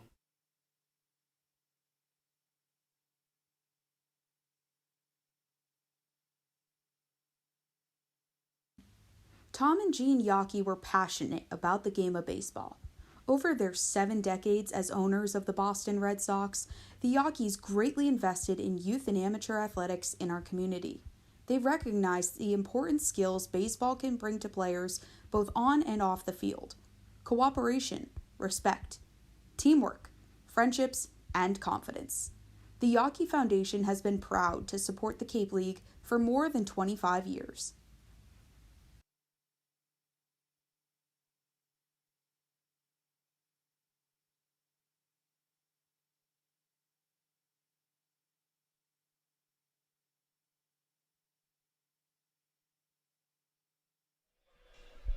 We begin the top of the 6th inning with a new man on the mound for the Wareham Gatemen in this scoreless affair. It's Grayson Moore time at Spillane Field, the right-handed junior out of Vanderbilt. Standing at 6'3", 200 pounds, he makes his 3rd appearance of the summer. 5 1/3 under his belt, 5 hits. He's yet to give up a run, 1 walk, and 6 strikeouts. Of course, that ERA sitting at 0. But he'll come in relief of today's starter, Jacob Cravey, who had his best start of the summer so far. 5 strong innings for the right-hander out of Sanford. 2 hits allowed to a Firebirds team that has 2 of the top 4 hitters in the Cape. No runs allowed, 1 walk, and 4 strikeouts. Incredible job from Cravey today. Did a really, really good job locating it, and that's where Jacob Cravey is at his best. A lot of times in the early season, these pitchers will do a little too much. I think we were talking to Torn Montgomery, who's no longer on the team, but he's a batter, and he said, I just got to trust my swing. It's the same with pitching. Don't do too much. You're one of the best on your team. That's why you're here on the Cape. First pitch from Moore is outside. Count 1-0 to Logan Beard, the second baseman from Louisville. He was at the plate to conclude the top of the 5th before a 1-6-5 pickoff. The 1-0s lined out of play, count even at 1 apiece. Beard tonight 0 for 1 with the strikeout back in the 3rd.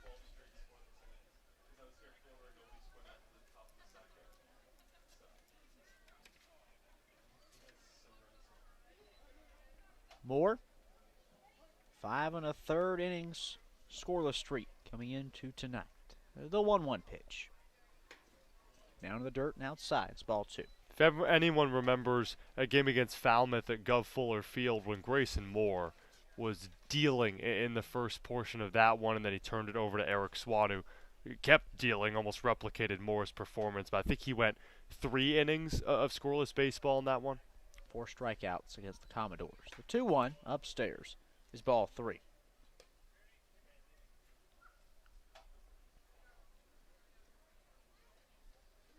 Moore's, as we said, 3rd appearance of the summer, 1 start. That was back on June the 25th at Falmouth, which was the last time we saw him. 3-1, called strike 2, down and in. Pretty sure the time before that was against Chatham in one of the doubleheaders. He was in relief and pitched 2 2/3 scoreless. I'm pretty sure that was to close out the second game. Indeed it was. 3-2 pitch. Cut on and missed. 1 batter faced, 1 retired, and 1 strikeout for Grayson Moore tonight. And that'll put 1 away in the top of the 6th. Now batting the catcher from Cal State Long Beach, number 25, Connor Burns. That'll bring up Connor Burns, the catcher out of Cal State Long Beach. In his 10th game of the summer, Burns just 1 for 20 at the plate, including a flyout back in the 3rd inning in his first plate appearance tonight. Shade nearly covering all of the infield down. The 1-out pitch. Down low. Count 1-0.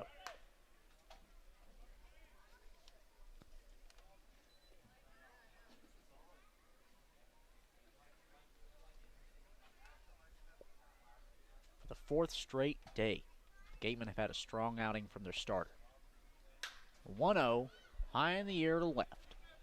Windish moves up, charges ahead. It's in his glove. 2 outs. But for the first time in this past 3-game stretch in which Wareham picked up a win against YD and then a pair of 2-2 ties against the Bourne Braves, Wareham doesn't have a run on the scoreboard here in the 6th.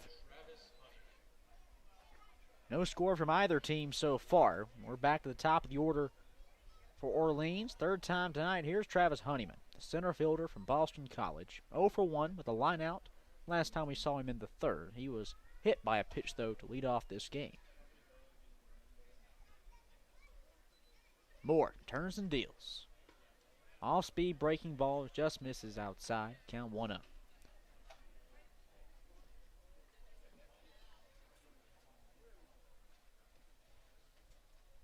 Honeyman, 3 homers this season.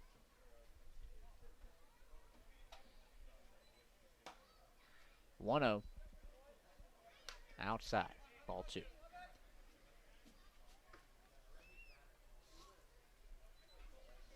Orleans coming into tonight a 9-9-3 overall record. That's third best in the East Division. 4 points out of first. Meanwhile, the Gateman, Honeyman, pops it up. Middle of the infield skies. Hausinger moves over from second. He'll make the grab. Well, so far, the Gatemen are trying to improve their 7-11-3 record in the West. And so far, they've held Orleans scoreless through the top of the 6th. We return for the bottom half for a Gateman order. That'll bring the top of the lineup due up. We return for Wareham Baseball on the Gateman Broadcast Network.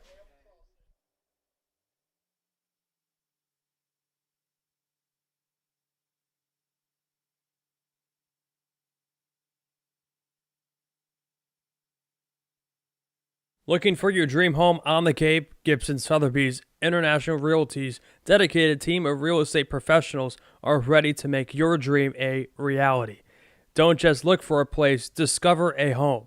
Each office is independently owned and operated. Sotheby's International Realty is a registered trademark.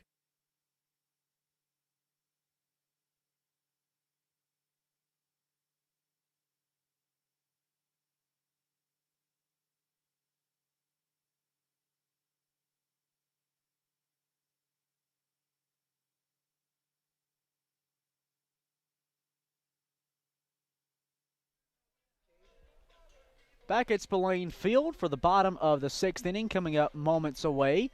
Still no score with the Firebirds and the Wareham Gatemen. And while we're in action tonight, coming up on Monday, well, these two teams won't be playing. They'll just be in exhibitions up at Fenway Park in front of tons of Major League scouts. And our Claire Foley's down the sidelines with more. Claire?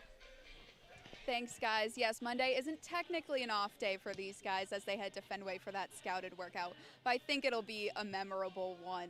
This is the first time that this event has taken place since the pandemic began, and I asked Owen Diodati, who has rejoined this Gateman team for his 2nd season, if he's excited about it, and he said he's really looking forward to him and his teammates being able to showcase their abilities in such a historic park. Guys?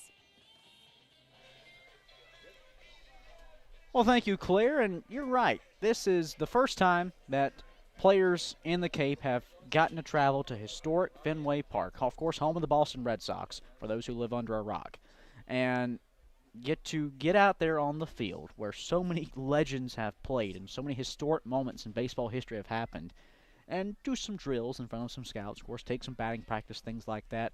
I know, Cam, you and I are heading up just as spectators to watch. That's going to be a special thing on Monday morning. Especially knowing that all 10 Cape teams will have that opportunity. Of course, our focus is on the Wareham Gatemen, but to know that everyone gets that opportunity is really special. First pitch to Ryan Campos, fouled off the plate and off himself. Campos back up on his feet. He's 0 for 2 tonight. A ground out and a pop out. But Ryan Resos will face his first official batter of the night. He met Campos to end the 5th inning before Blake Wright was caught trying to capitalize on a wild pitch from second to third base.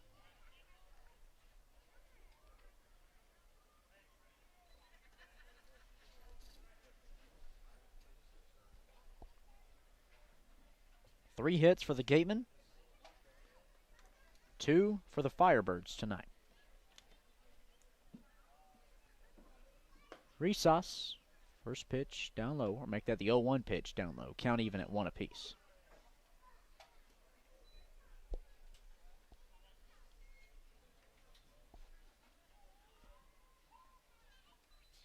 Second time these two teams have met this season. The first back in the first week of the season at Eldridge Park. 1-1 fouled off the catcher's mask for strike 2 by Campos. That a 2-0 win. All the way back mid-June for the Firebirds.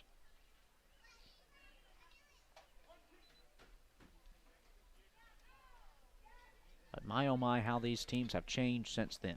Of course, roster transactions galore. New faces have come and gone for different circumstances and different reasons.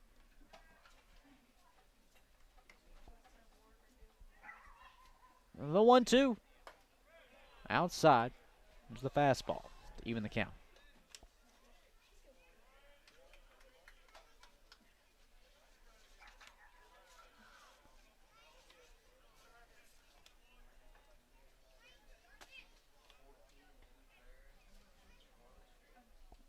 Gatemen trying to turn around their fortunes against left-handed pitching this season, as we alluded to, a team 183 average against lefties.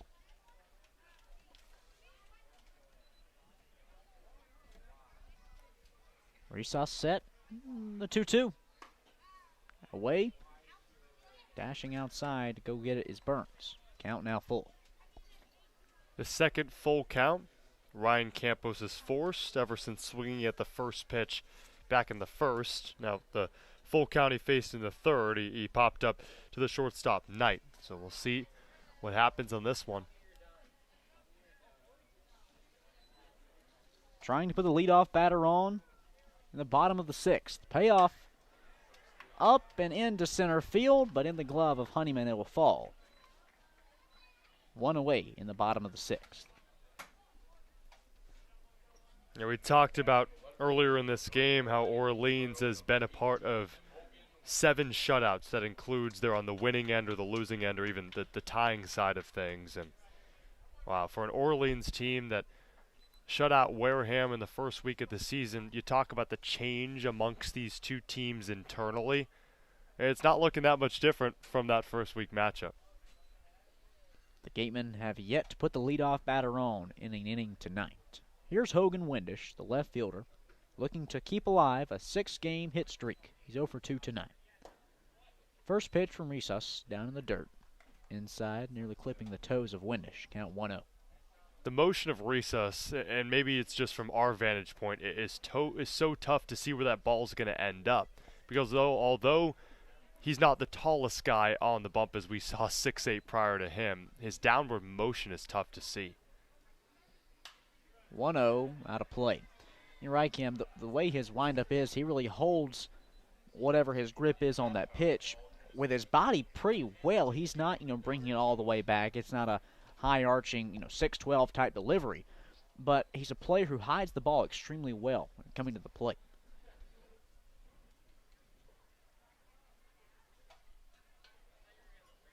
Any sort of late movement, hitters will not be able to see it.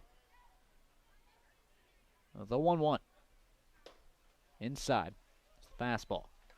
You're right on that one, and it didn't dip enough on the tailing end or veer in enough toward the plate, but on most of Resos' pitches, and that's why I was so impressed with Ryan Campos in the at-bat prior, he was able to lean off a pitch that broke so late that I didn't even realize it was a cutter or more of a, had that break on it until after the pitch was thrown. Windish awaits the 2-1. No ground hit foul. Third base side. I'd argue that pitch from Resos is more of your cut fastball rather than a breaking ball with more velocity. Even if, the label of that pitch is okay, that's a curveball with a late curve to it. Windish battling in a 2-2 count. Resus with one out. Breaking ball outside. Count now full.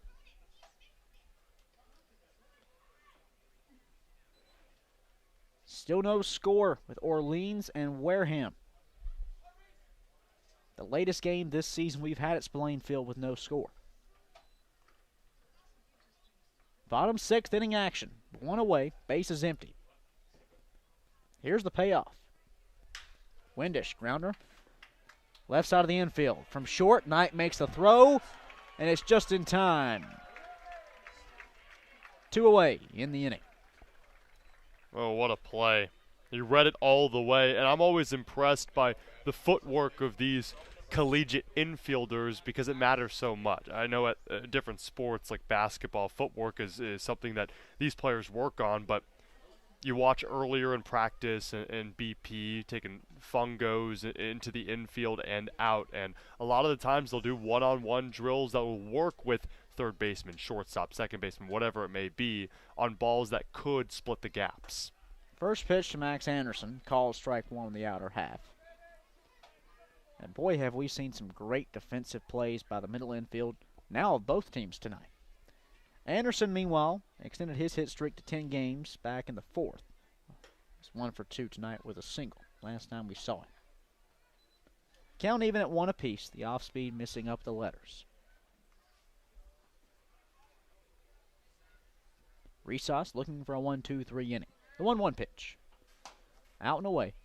It's ball 2.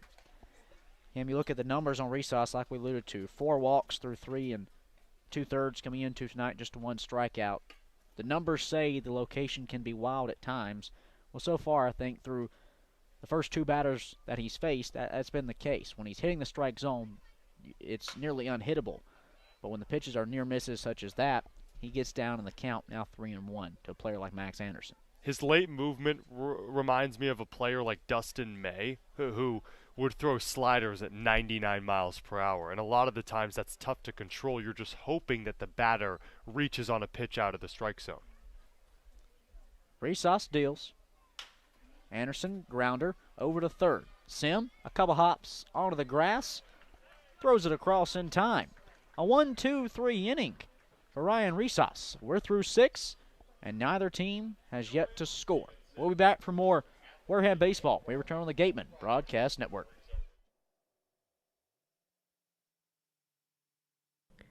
Earn a bachelor's or master's degree, complete a certificate, or take a single course through the Division of Continuing Education and Graduate Studies at Curry College. In-person and online classes run days, evenings, and weekends in Milton and Plymouth. To learn more about programs in accounting, business, criminal justice, education, nursing, and more, visit curry.edu. The Wareham-based 80 Makepeace Company, founded in 1854, is the world's largest cranberry grower and the largest private property owner in eastern Massachusetts. The company supports organizations like the Wareham Gateman and projects like the outdoor cranberry bog classroom that you may have passed on your way in. Visit admakepeace.com to learn more.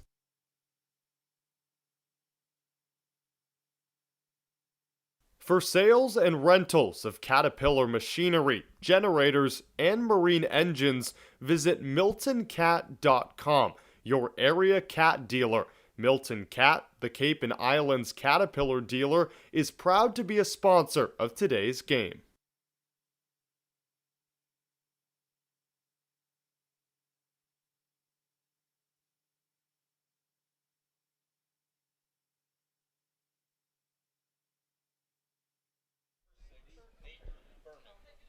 Well, 3 innings are left here in this matchup tonight with the Orleans Firebirds and the Wareham Gatemen. And both teams are looking to score more runs than they did in the first 6. Tied up at 0 are these two tonight. 2, 3, 4 due up in the Orleans order, led off by Nate Furman. They'll work against the Vanderbilt righty, Grayson Moore. First pitch. Fastball in the outer half, called strike 1. Will lead off Moore's second inning of work. It's been a tough July for the Orleans Firebirds on the offensive side. I'll give you more on that after. 0-1 pitch to Furman. Outside, count even. And I gave it a pause because this Orleans Firebirds offense can revitalize just off one pitch. 6 runs since the beginning of July, and a reminder, this Orleans team has already played 5 games. Chopper up the middle. Hausinger charges. His throw across. 1 away. Hausinger once again making good plays defensively up through the middle of the infield. The Wareham Gateman, his third put out tonight. And with 1 away in the top of the 7th inning, that'll bring up Luke Keishel. San Francisco product, coming all the way from the West Coast, a Watsonville, California native.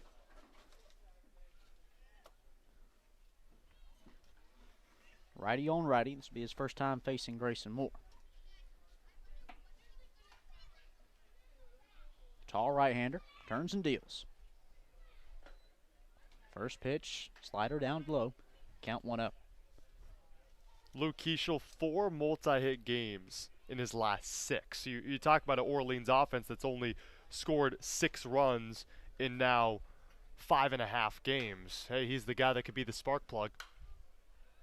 1-0, lifted out of play by Keishel, count even at 1 apiece.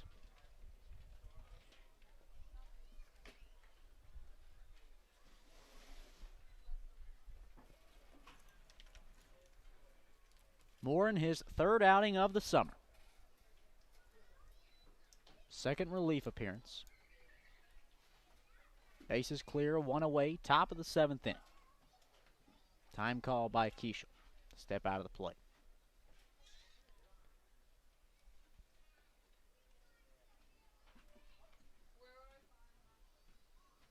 A 1-1 offering. Check swing, umpire's going to say he went. 1 ball, 2 strikes.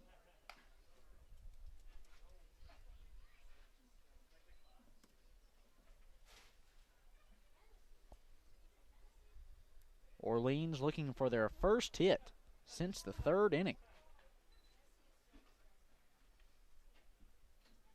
Keeman pitching have faced the minimum ever since. 1-2.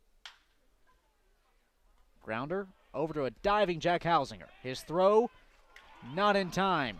Keishel beat it out, and Harvey Shapiro will make his way out of the dugout to argue.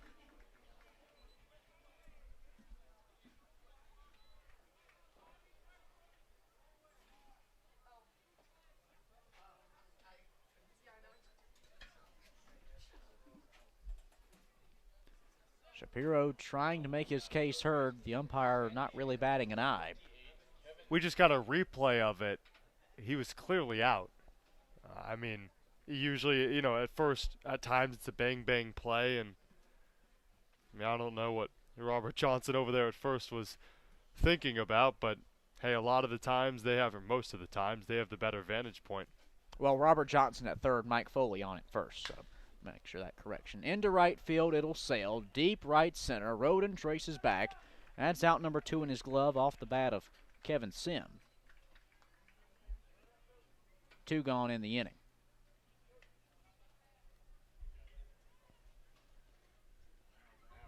Charles Garcia behind the plate tonight for our umpiring crew. Here's Jack Bolger, the left fielder out of Vanderbilt. 0 for 2 tonight.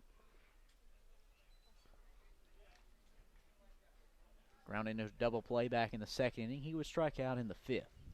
Moore needs just 1 out to conclude the top of the 7th. They better get Take Me Out of the Ball Game queued up over on the music side. First pitch, Bolger cut on and missed, 0-1.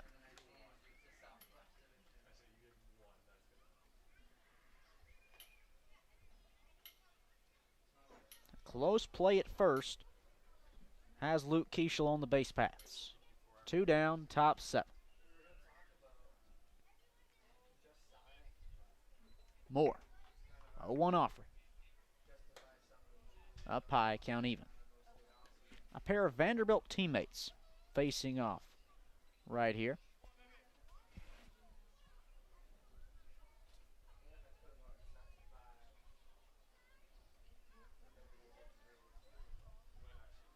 Moore gets set of the belt and offers up the 1-1. It trails away. Campos shuffles over. Ball 2.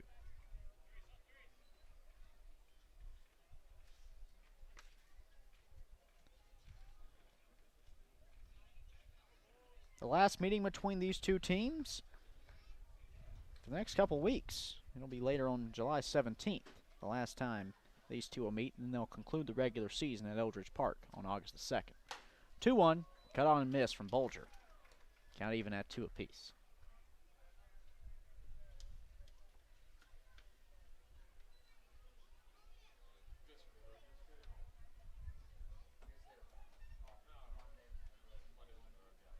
With Keishel on at first, Bolger's at the dish. 2 down in the top of the 7th, still no score, with the Gatemen and the Firebirds. Who will have bragging rights back in Nashville? The 2-2. Up the line, into right field, it trails foul. And this Vandy boys match up with Bolger and Moore. We'll see the 2-2 once again. I think the best collegiate teammate matchup we've seen this season is when Ty Evans was at the plate and he hit a 3-run home run off of Ryan Slater, who also goes to Florida. After the game, he was joking with our sideline reporter Claire Foley, saying, "It felt great, but hey, I love Slater. No hard feelings there." And then Slater struck him out in the next at bat. I'm sure there's no hard feelings if he went yard off him. Maybe hard feelings on the other end for Slater. Keishel's on at first, 2 away, top of the 7th. The 2-2 toss, runner goes. Chopper up the middle. Hausinger makes the grab. His throw this time well in time. And that will conclude the top of the 7th inning. Orleans strands 1. We still have no score here at Spillane Field. We'll be back for the bottom of the 7th. We return from a Wareham baseball on the Gateman Broadcast Network.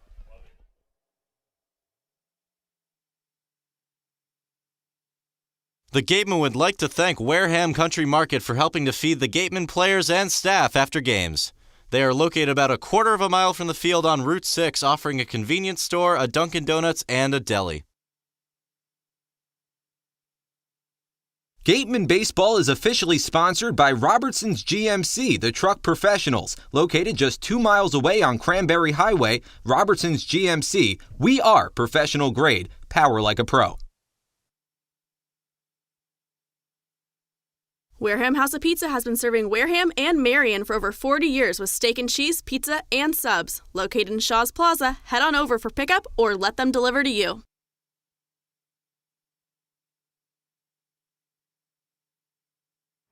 Whether it's life insurance to safeguard your loved ones, an umbrella policy to protect your teen driver, or making sure your home is covered from storm damage, Rogers Gray is there to guide you. Insurance is more than just a box to check. Trust Rogers Gray, a proud sponsor of the Cape Cod Baseball League. Gateman Baseball is officially sponsored by Robertson's GMC, the truck professionals. Located just 2 miles away on Cranberry Highway, Robertson's GMC, we are professional grade, power like a pro.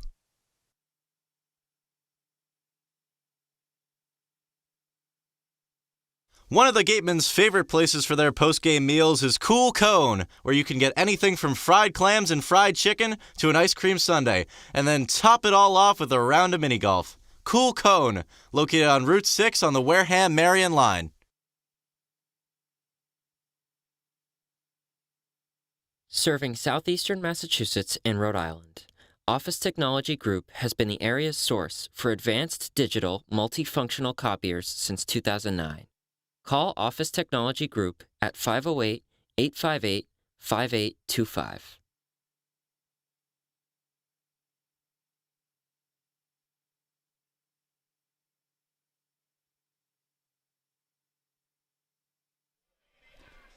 The Orleans Firebirds begin the bottom half of the 7th with a new pitcher on the mound, and Cole Stallings, 6'2", 210-pound right-hander out of Stetson. He enters with an 0-1 record, a 3.86 ERA across 7 innings pitched. But so far for Orleans, he's been a starter. His previous 3 outings all have been starts. He has 6 strikeouts to 6 walks. His first pitch to Chase Davis, a little outside, count 1-0 to the Gateman center fielder.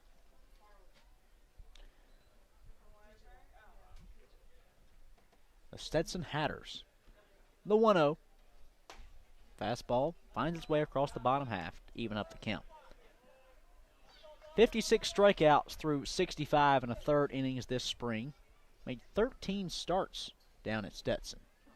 The 1-1. Stallings misses up and out. Ball 2. What do you think a Hatter is? Like a Mad Hatter? I'm interested to know. I don't know what a Hatter is, personally.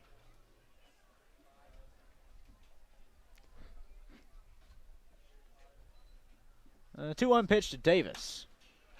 Lifted out of play for ball 3.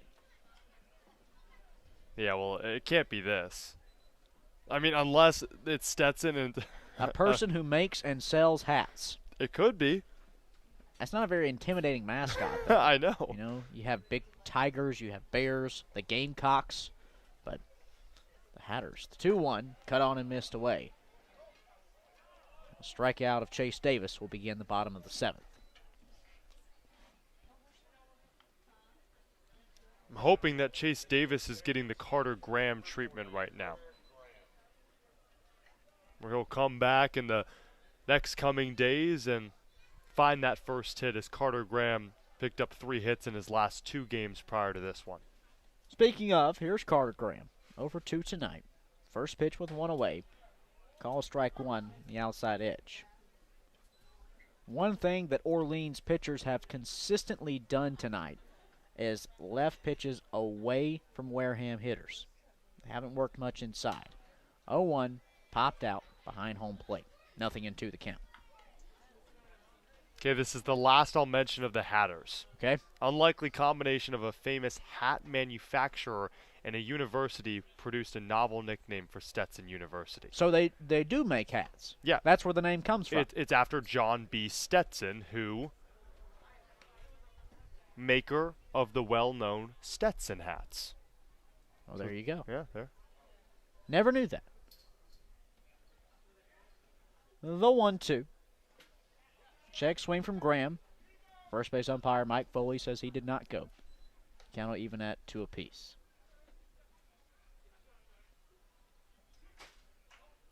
Who would have ever thought? The Stetson Hatters, named after the Stetson Hat Company. The 2-2. Graham fouls it away. Count remains at 2 strikes.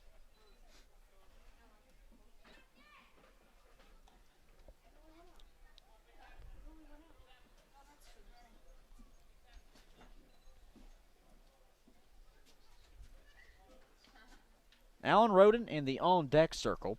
It's Carter Graham at the dish with the bases empty and 1 away. We still have no score at Spillane Field. Zeros across our scoreboard in right center. The 2-2. Graham, mile high in the air, right field, ranging towards the foul line is Humphrey, and sprinting into foul territory, he'll make the grab. 2 away. I would like to mention, courtesy of our official scorer, Chris, to my right, ranging back to that 2-2 tie against Bourne at Spillane 3 days ago. Then goose eggs up on the scoreboard out in deep right center for the last 14 innings. Wow. If you're a fan of zeros, hey, you've come to the right place. We haven't seen much offense as of late, which is a good thing for a Gateman team that started out the season with their pitching staff not necessarily clicking the way they would have liked, but that's a staff Eddie Marco has quickly turned around as the pitch misses high to Roden, count 1-0. This is a pitching staff for the Gateman that's performed extremely well, really, especially over the last week. The Gateman haven't lost in 4 days. The 1-0 grounded foul. 1 ball, 1 strike to the 6-hole hitter from Creighton. Roden 1 for 2 tonight. A single back in the 2nd, a line out last time we saw him in the 5th.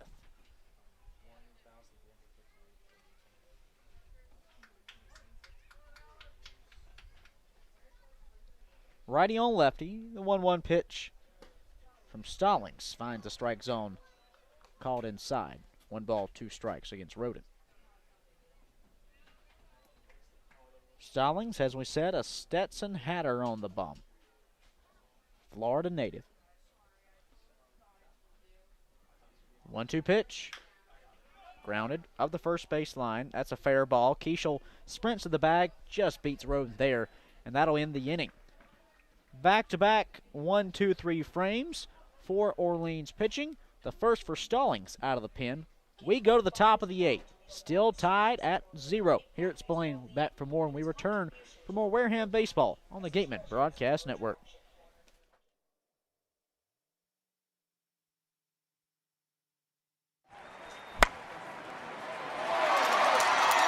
What's up, Gateman fans? Looking for Wareham jerseys, shirts, and hats? You can find all of that and more online at gateman.org/shop. Visit to get all your Gateman gear today. Hey Gateman fans, don't miss out as the Wareham Gatemen head to Worcester, Mass. to take on the Bourne Braves at Polar Park, the home of the Worcester Red Sox. This special game at Polar Park takes place Monday, July 25th with a 6:45 first pitch. Tickets start at just $10, so head to gateman.org to get yours today. The 2022 Cape Cod Baseball League All-Star Game will be hosted by the Wareham Gatemen on Saturday, July 23rd. Join the CCBL's best as they take to the diamond in front of scouts from every MLB organization here at Spillane Field. Gates open at 2 p.m., Home Run Derby will begin at 5, and first pitch is at 6:05 p.m. Tickets will be available through the league and Gateman website.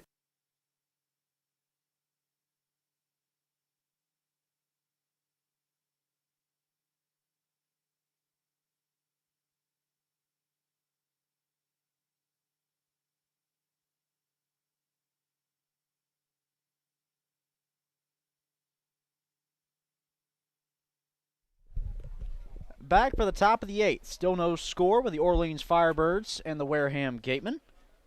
6, 7, 8 due up against Grayson Moore for Orleans, led off by Isaac Humphrey. The right-hander from Vanderbilt turns and deals. First pitch fastball finds the inside half. Count 0-1. The player in Grayson Moore that transitioned to pitcher only this past spring, so he was known as a dual threat prior.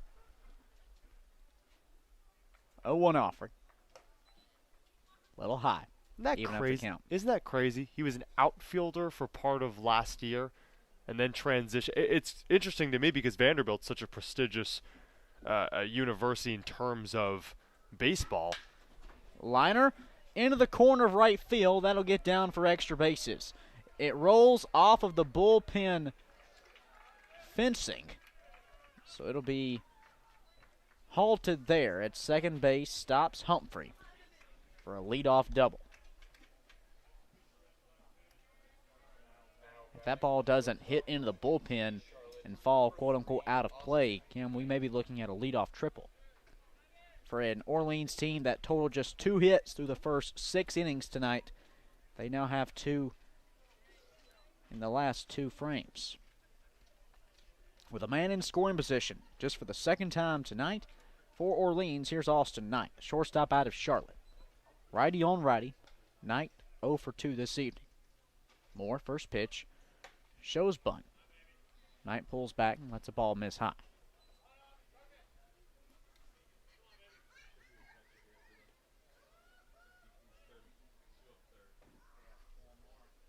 Knight out of Charlotte came in as a 308 hitter. Strikeout and a ground out for him.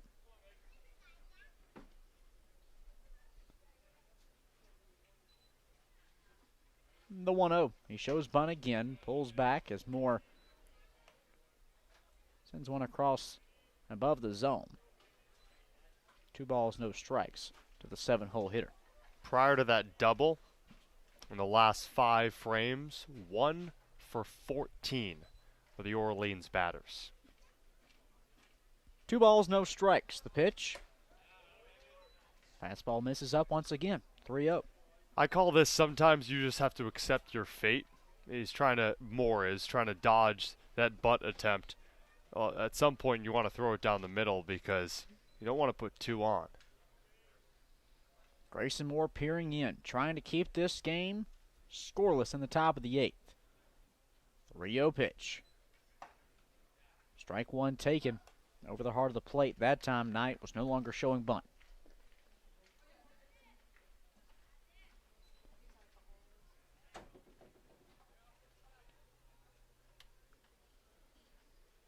Humphrey stands at second. He had a leadoff double moments ago. With no outs, the 3-1 pitch.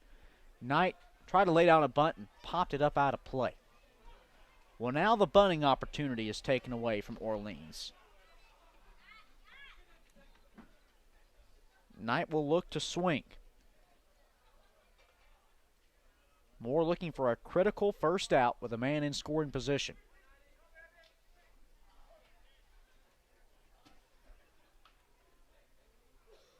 Want to make sure he doesn't get to third with a sacrifice opportunity available. Payoff pitch. Outside. Ball 4.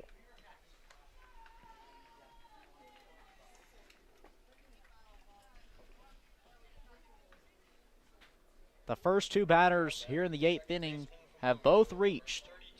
A double for Humphrey. Knight, a full count walk to bring up Logan Beard, the second baseman out of Louisville. Wareham playing a double play depth. But now the infield will be drawn in by pitching coach Eddie Marco for a mound conversation with Grayson Moore. Not the start he was looking for in the 8th.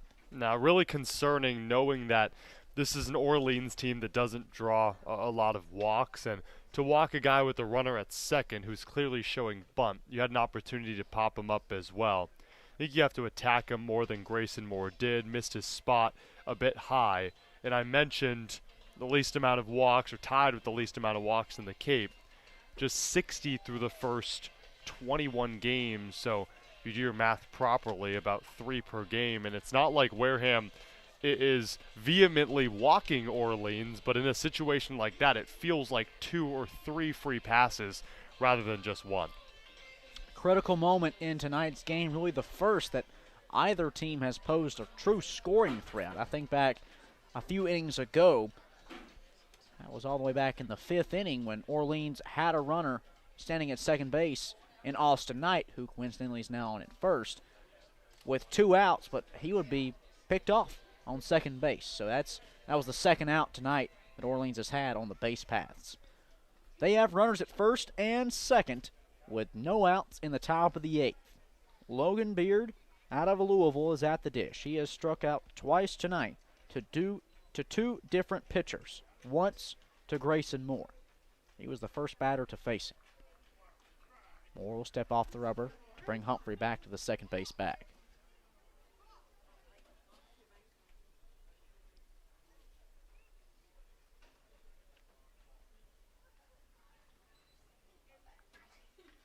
Two on, nobody out. The pitch. He showed bunt, pulled back as Moore's fastball missed outside. Count 1-0.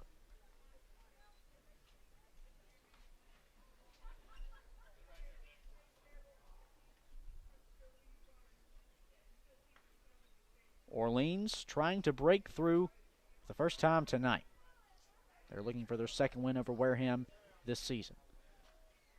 Already showing bunt. The 1-0 pitch is upstairs. Ball 2. Connor Burns in the on-deck circle. He's 0 for 2 tonight. Top of the order awaits in the dugout. Beard's at the dish, with Humphrey at second and Knight on at first. Beard's ahead in the count. 2 balls, no strikes. Still no outs in the top of the 8th. Gateman looking for a ground ball.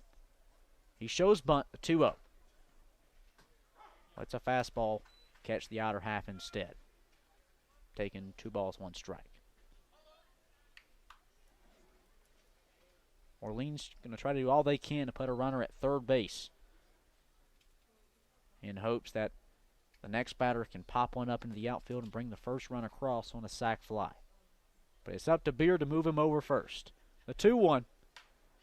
Bunt, third base side, a roll foul. A key second strike now. Huge for a player in Grayson Moore that's been avoiding the lumber on his pitches.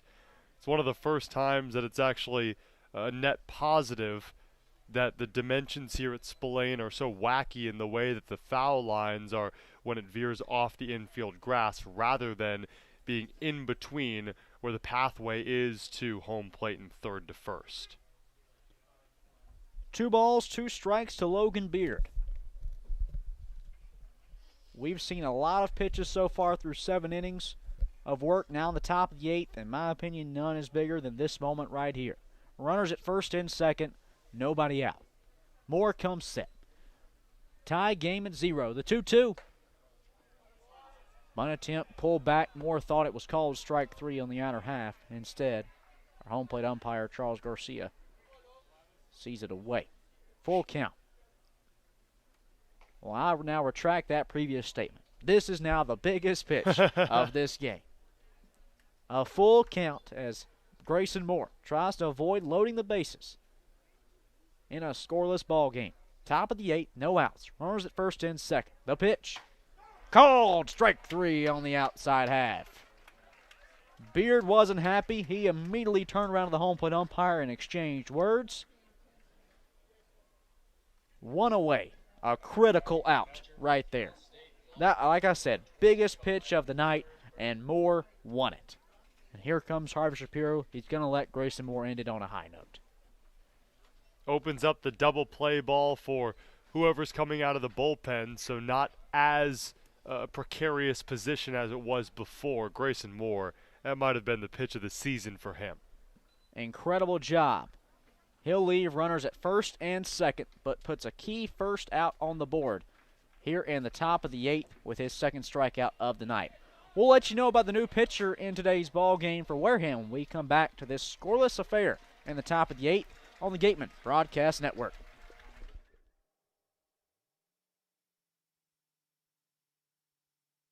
Each and every game here at Spillane Field is made possible by our sponsors. Let's take a moment to recognize Gateway Tavern, Coastal Orthodontics, Fairway Financial, Joanne Stevenson, Sullivan Wine and Spirits, Deb Levesque Massage Therapy, the Law Office of Mark Deshays, Office Technology Group, J&M Baseball Academy, South Coast Health, Minkle Boys Catering, 80 Makepeace, Reed Custom Soils, Soft as a Grape, Bay Motor Inn, Point Sign, Wareham, Sipicon and Dartmouth Week, Cranberry Self-Storage, Village Signs, the Law Office of Lang, Exiferis and Bullard, Reedy, Kiernan and McNally LLP, Robertson's GMC, Effie's Homemade, Wareham Country Market, the Wareham House of Pizza,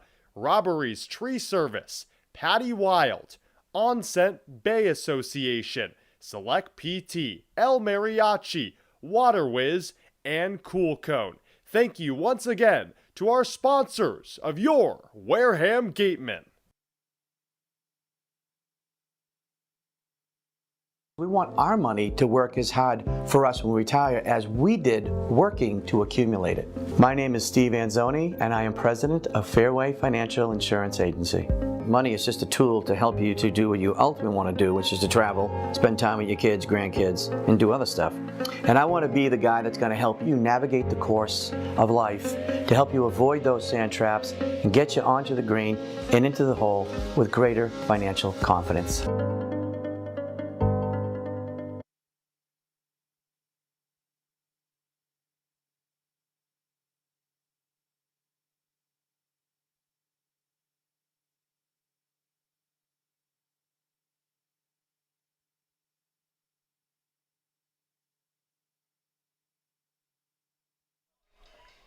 We remain in the top of the 8th inning, a big spot in this one.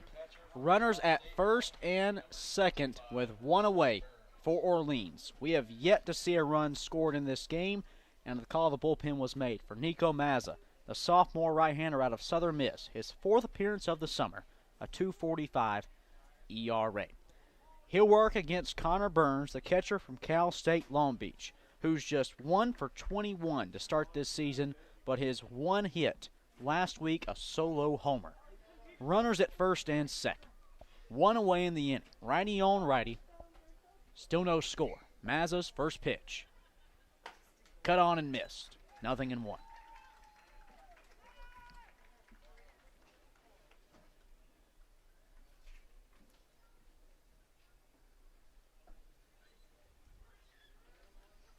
Humphrey at second base. He doubled. Austin Knight was walked.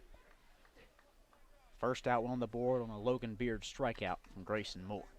Now Mazza, the 0-1 pitch, just outside to even up the count.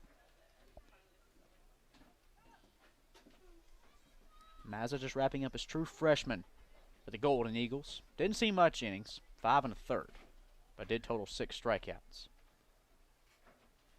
Madison, Mississippi native. Looking to come up in a big spot for a team a long way from Mississippi here in Wareham. 1-1 offering. Taking strike 2 on the outer third by Connor Burns. He just looked back at our home plate umpire and couldn't believe it. But that spot has been called consistently all night long. Whether you think it's in, whether you think it's out, it's been consistent.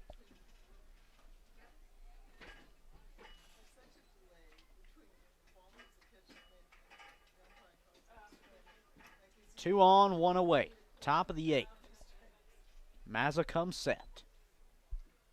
The 1-2 pitch. Fouled away. We'll see it again.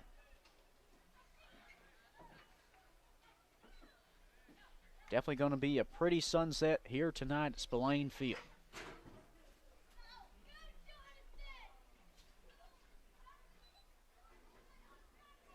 A ground ball would end this inning and keep this game at 0-0. Mazza settles in. Once again, 1 ball, 2 strikes. The pitch. Called! Strike 3 in the lower half. Back-to-back punch-outs from Grayson Moore and Nico Mazza out of the bullpen.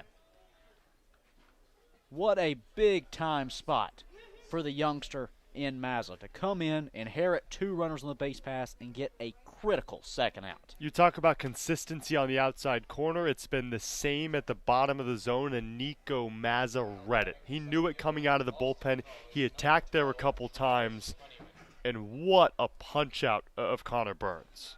But this is the toughest test to date. The top hitter in the Cape League, Travis Honeyman's at the plate.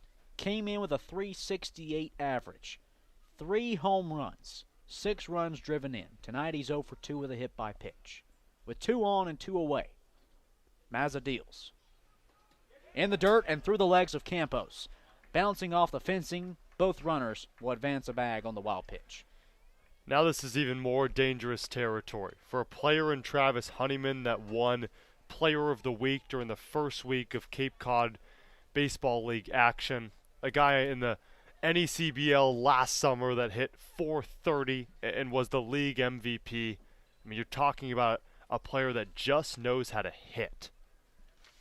He's coming up with 2 in scoring position.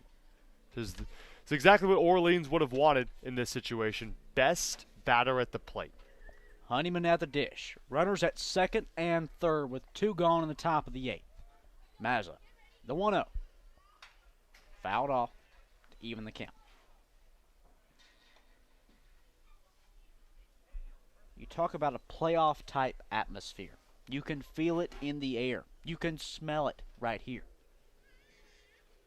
These 2 teams have battled for 7 strong innings tonight with neither willing to budge an inch on the pitching side. Can Mazza come out of the bullpen and strand 2 runners on the base paths? He struck out Burns moments ago, but Honeyman, a whole different kind of challenge. 2 aboard, 2 away. The 1-1. Fouled off.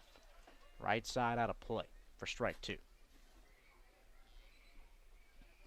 Cam, I think you can hear a pin drop in the stadium right now. Everyone is on the edge of their seats because they know just how big this moment is.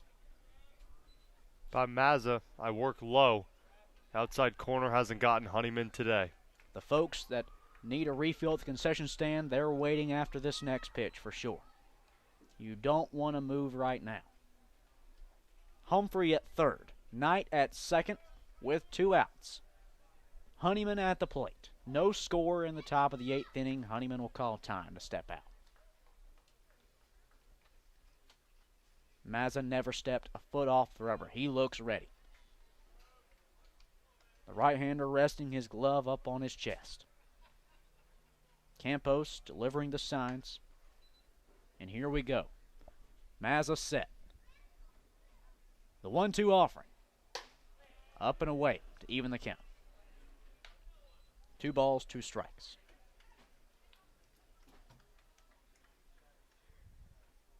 Lights peering down at Spillane Field. Can the Gatemen hold off this powerful Orleans lineup once more tonight? They're going to have to go through the Firebirds' best bat to do it. The 2-2. Cut on and missed. Back-to-back-to-back strikeouts with 2 runners on for the Gatemen. Nico Mazza comes out of the pen and strikes out a pair. My, oh my, you can feel the tension in the air. We go to the bottom of the 8th. With runners stranded at 2nd and 3rd for Orleans, can the Gatemen capitalize on this momentum shift? Find out when we return on the Gatemen Broadcast Network. Reed Custom Soils is New England's leading provider of lightweight planting soil for green roof installations and is the exclusive New England supplier of stabilized stone dust. Reed Custom Soils services over 300 golf courses and provides unique blends to fit your needs, all by experienced precision blenders. To learn more about how Reed Custom Soils can serve you, call toll-free 1-800-924-5335 or head to reedcustomsoils.com. Soft as a Grape has 10 retail locations on Cape Cod. So even when you're cheering on your Gatemen at any away games, stop into a Soft as a Grape store for the best Cape Cod products. No trip to the Cape is complete without a trip to Soft as a Grape.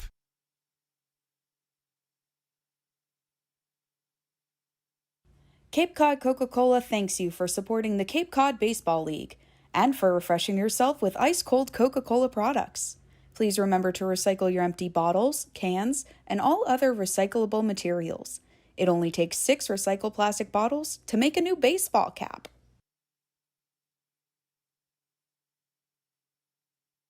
T-Mobile is proud to sponsor the Cape Cod Baseball League. T-Mobile believes that when small towns thrive, America thrives. That's why they're investing billions to bring fast, reliable, and affordable wireless service beyond the big cities to small towns across America. There's never been a better time to join T-Mobile. Visit T-Mobile.com/acrossamerica to find out more.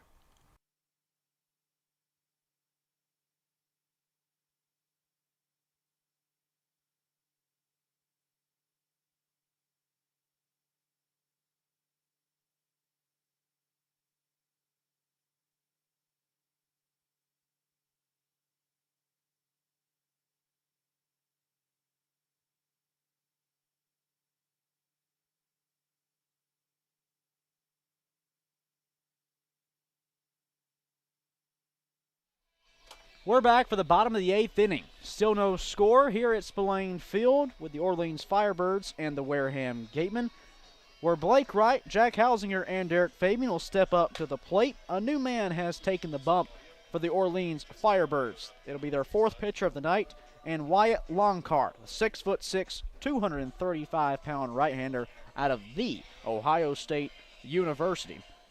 Longcar, a native of California. He makes his 5th appearance of the summer, 2 of which have been starts. 9 innings, 13 hits, 6 runs, all which have been earned, 6 walks and 9 strikeouts, an ERA and even 6 with an 0-1 record. Look back this spring, though, had much better successes with the Buckeyes, 73 strikeouts and 51 in a 3rd innings. Righty on righty, here's Blake Wright, shortstop out of Clemson. First pitch, down and away. Count 1-0. Cade, this is who you want at the plate to open things up. He leads this team with 13 walks, so if he can't get it through the infield, hey, he's patient. 1-0 pitch, swung through from right, even the count.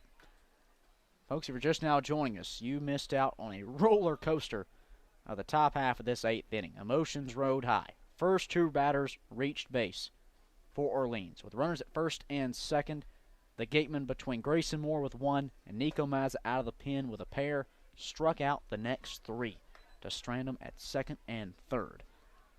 Most pivotal moment in this game as we still sit at a 0-0 tie.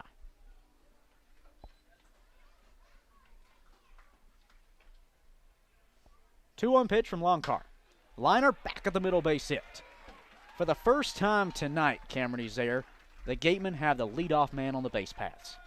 Oh, it feels good. A sigh of relief from probably everyone here at Spillane Field after the tension just kept building and building in the top half of the eighth. And for Blake Wright, 0 for 6 in that 2-game little series with the Bourne Braves. 2 singles today. Great response game from him. Clemson Tigers seems to be back on track offensively. Here's Jack Hausinger, 0 for 1 tonight. Was hit by a pitch last time up in the 5th. First pitch from Longcar. Hausinger showed bunt, then pulled back as he takes a strikeout on the outer half. So interesting tidbit. Wareham has never successfully laid down a suicide squeeze bunt. I don't think so. I mean, I trace it back to any portion of the season. Don't think it's happened. Spiking in the dirt from Longcar. Count even at 1 apiece. Blake Wright on at first. We'll see Burns jog out to have a conversation with Longcar, who, like we gave you the numbers. You know, we talk about 73 strikeouts in 50 innings this spring. Also had 30 walks. And so far here in the Cape, he's got 9 strikeouts, but also 6 walks. So the location can be hit or miss at times.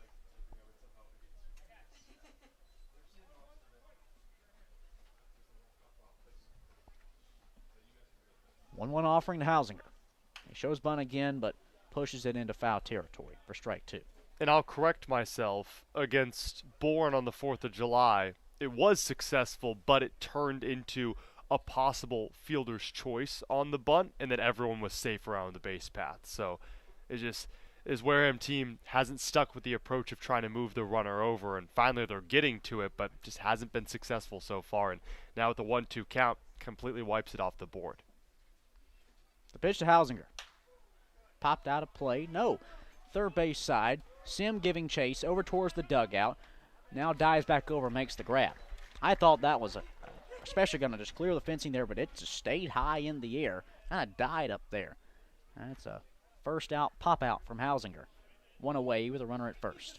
Fortunately, Harvey Shapiro, the third base coach, also the field manager, saw it in time, because I think he was thinking the same thing you were thinking. And maybe he got some lessons from Hogan Windish, because little two-step, little square dance out there from Harvey Shapiro to get out of the way of Kevin Sim.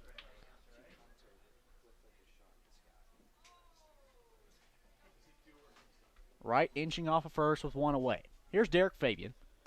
First pitch down and in. Count 1-0.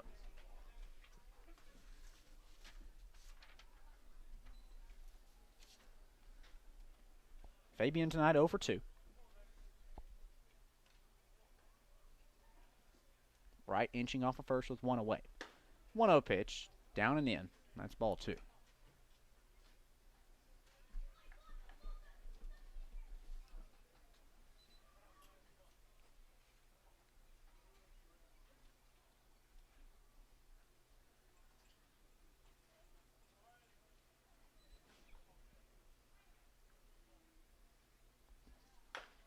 Fabian, hard grounder, foul.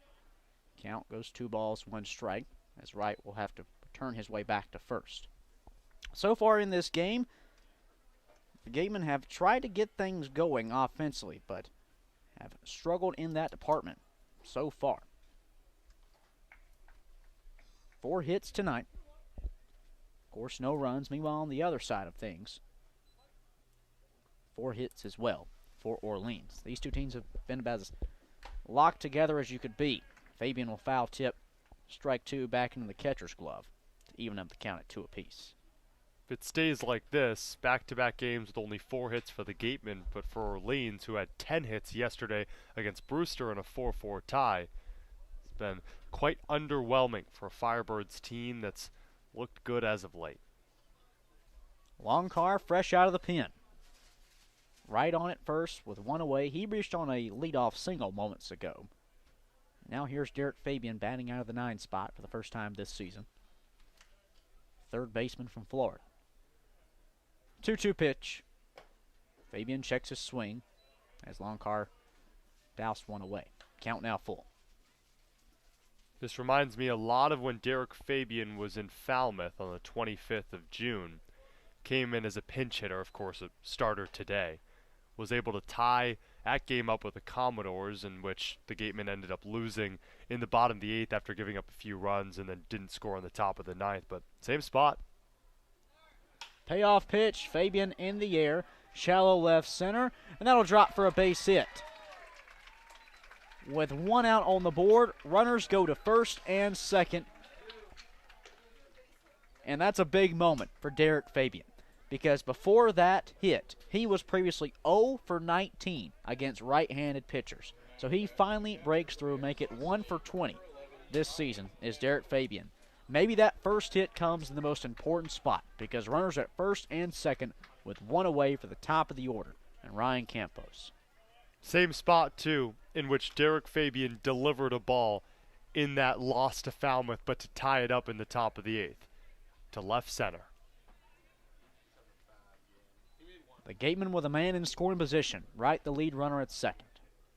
One out toss to Campos off the plate, count 1-0. Very eerily similar to what Orleans did in the top half. Runners at first and second and one away. A wild pitch would move the two Firebirds over to second and third, but they did not come home to score. 3 straight strikeouts from their 8, 9, and 1 hitter. 1-0 offering. Called strike one in the top half of the zone, part of the plate.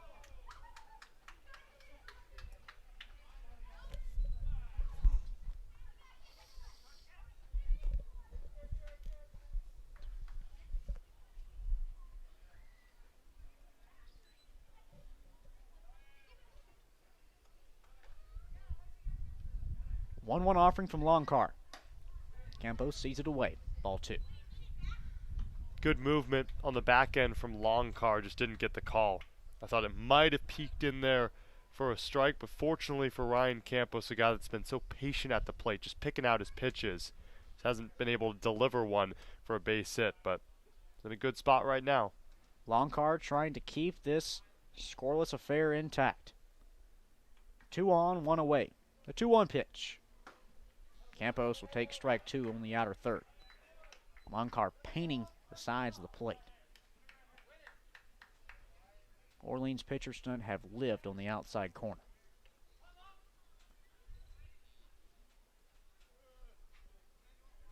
Two balls, 2 strikes to Campos.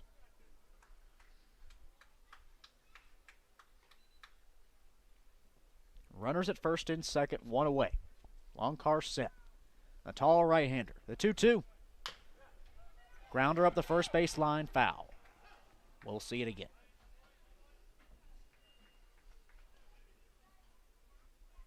Keep in mind, for those watching at home, the foul lines here at Spillane Field aren't chalked up the first and third base sides. Instead, it's simply the edge of the grass. If it's off the grass, it's foul. If it's touching green, you better run. Wright stands at second. Derek Fabian on at first. 2 hits this inning for the Gatemen. 5 total today. Still no score with 1 down. The lefty hitter Campos back at the plate. Longcar will have to wait as Campos called time. Going to take a long look into the barrel of his bat. And here we go. The 2-2 pitch. Fouled off once again. Count remains 2 balls, 2 strikes.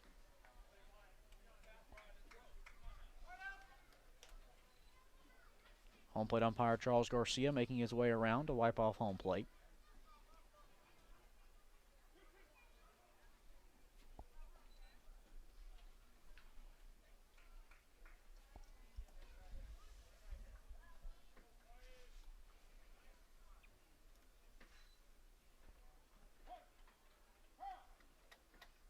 Campos calls time.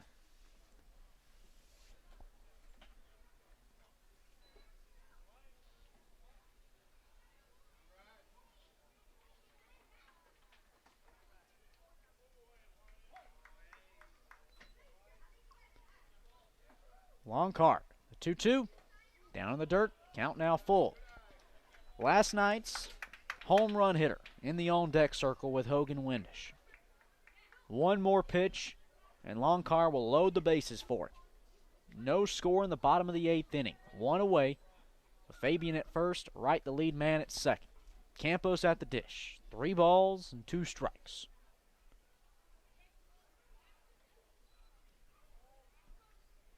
Payoff pitch. Liner through the left side, base hit. Blake Wright, he's rounding third. The throw not going to be in time, and the Gatemen take the lead here in the bottom of the 8th. An RBI single from Ryan Campos. The swing that breaks the ice.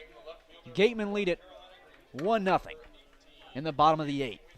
And Cade, I can't stress this enough. After swinging at the first pitch and grounding out in the first, Ryan Campos forced 3 straight full counts in his next 3 ABs. The patience finally proved vital for Ryan Campos. Went opposite field. The Gatemen have the lead. Here's Hogan Windish. First pitch fastball misses inside from Longcart. Count 1-0. Windish tonight 0 for 3.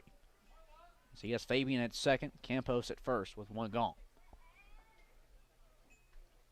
Gatemen, of course, at this point, trying to add in some insurance runs to a 1-0 lead. Windish cuts through strike 1 to even up the count.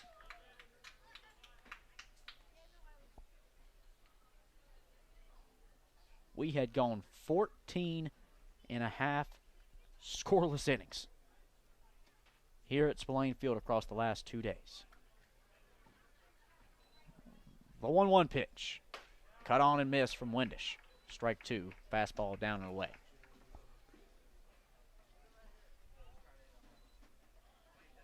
Gatemen leading 1-0.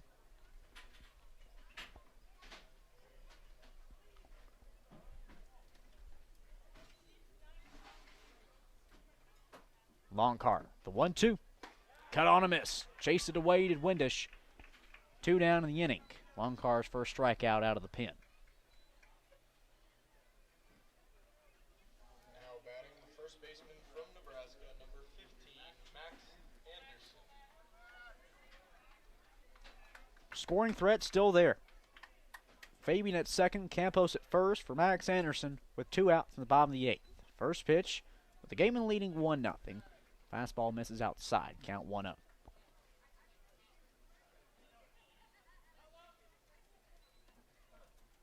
Righty on righty.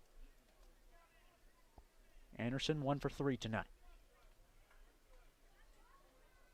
1-0 pitch. Change up upstairs.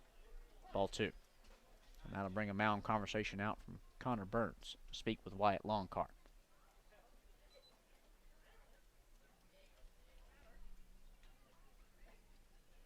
Well, the Gatemen had battled all night long, but really hadn't had that many scoring opportunities.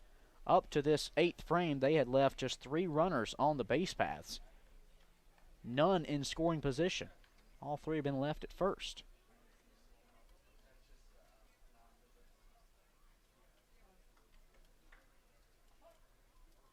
Fabian and Campos occupy second and first respectively. The 2-0.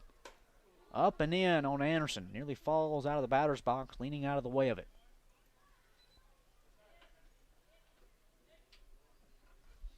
Two outs, bottom 8th. Gatemen up by a run. Is just one going to be enough? The 3-0. Inside, it's ball 4. Bases loaded. First walk issued by Longcart. And that'll bring up the new face for the Gatemen in a big spot. It's Chase Davis out of Arizona. Was second in the Pac-12 this spring with 18 home runs. He's got Fabian at third, Campos at second, and Anderson on at first. Here's Davis, the lefty hitter. First pitch from Longcart. With 2 outs, he misses down at the toes. Count 1-0. Against Bourne, the kryptonite of this Gateman team was leaving the bases loaded. On Sunday in that 2-2 tie, twice left the bases loaded. Even on Monday, they were able to bring a run across, but it was on a ground out.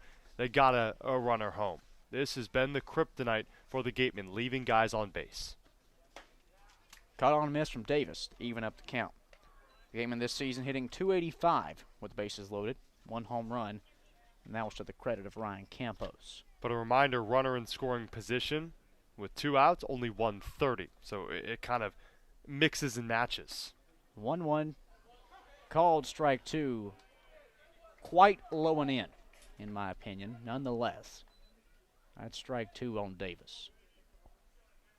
Bases loaded, 2 down, bottom of the 8th, Gatemen leading 1-0. The 1-2 pitch. Check swing outside. Home plate umpire's going to say he went. And that will end the inning. Well, the Gatemen bring across 1. An RBI single from Ryan Campos. We go to the top of the 9th, where suddenly Wareham is 3 outs away from a victory. Can they finish it off? Find out when we return from a Wareham baseball on the Gatemen Broadcast Network.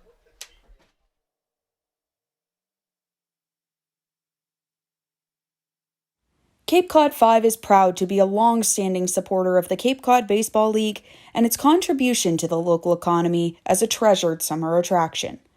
Cape Cod 5 is a community bank serving customers throughout Cape Cod, the islands, and southeastern Massachusetts.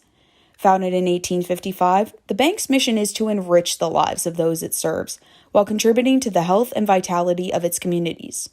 Cape Cod 5 provides a full range of banking solutions, including personal and business banking, residential mortgages, investment management, and trust services.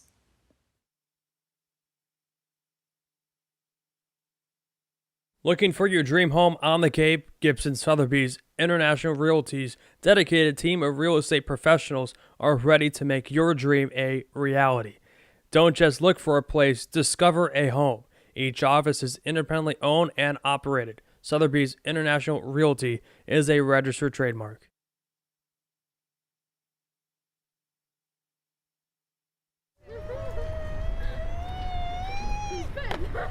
Beat the heat and join us at Waterways, a water experience unlike any other this side of the bridge. Open daily, head over to the water park on Route 28, the Cranberry Highway.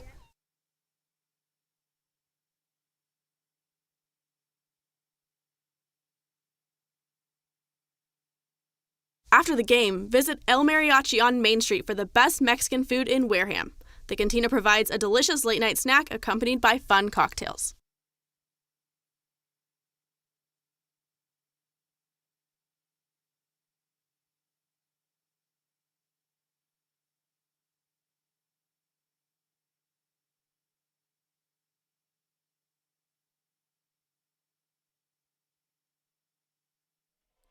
We go to the top of the 9th inning. Wareham leads Orleans 1-0.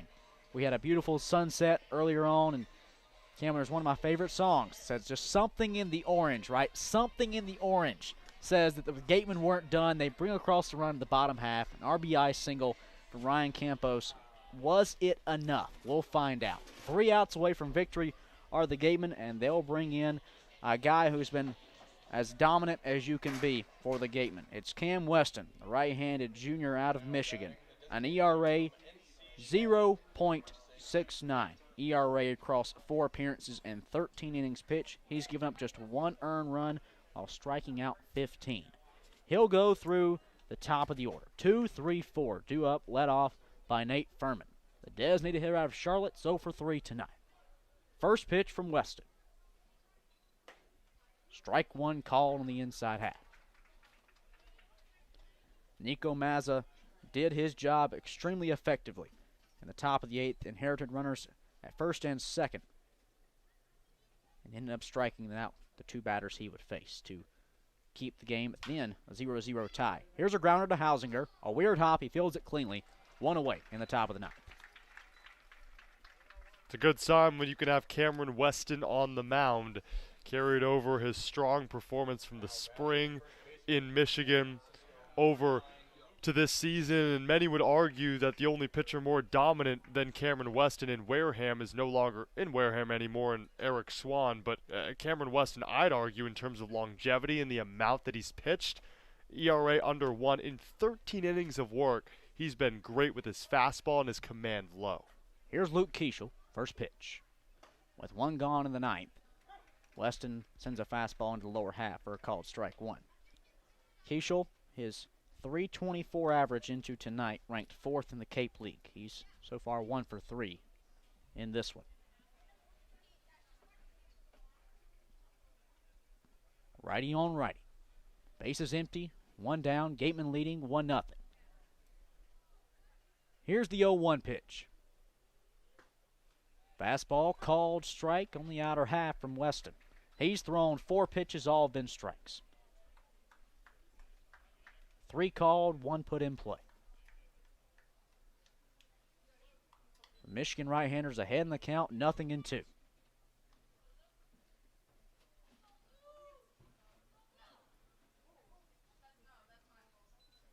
0-2 toss. Outside. Ball 1.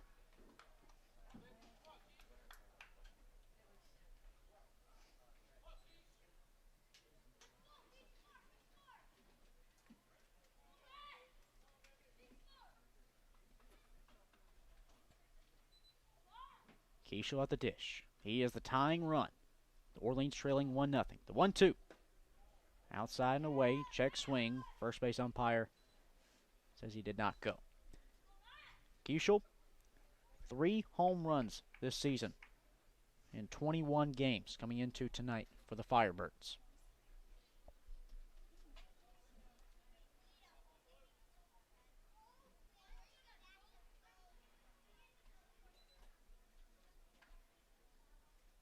Two-two pitch. Cut on and missed. A strikeout of Luke Keishel puts 2 down in the top of the ninth. Cam Weston is 1 out away from earning the save. But he has to go through a big power hitter to do it. 4 home runs this season for Kevin Sim. That ranks 2nd in the entire Cape League. Tonight he's 1 for 3. Out of San Diego. Righty on righty with 2 gone. Top of the ninth. First pitch outside. Count 1-0.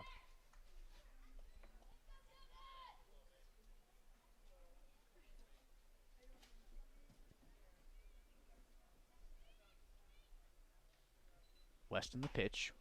1-0. Called strike 1 on the outer half on Sim.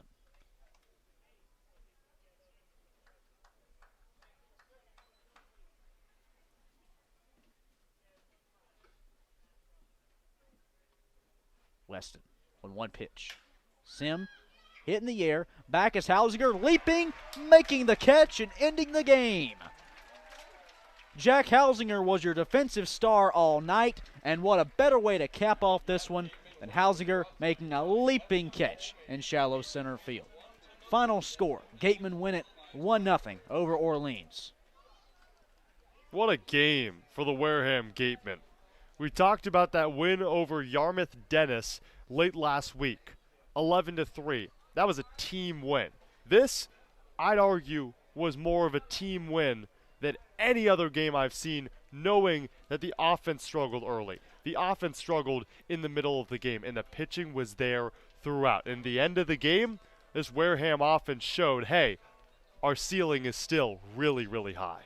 We'll take a break and come back to wrap up things for you here at Spillane Field, so be sure to stay tuned for the South Coast Health post-game show. Our Claire Foley will speak to our player of the game for this 1-0 Gateman victory over Orleans.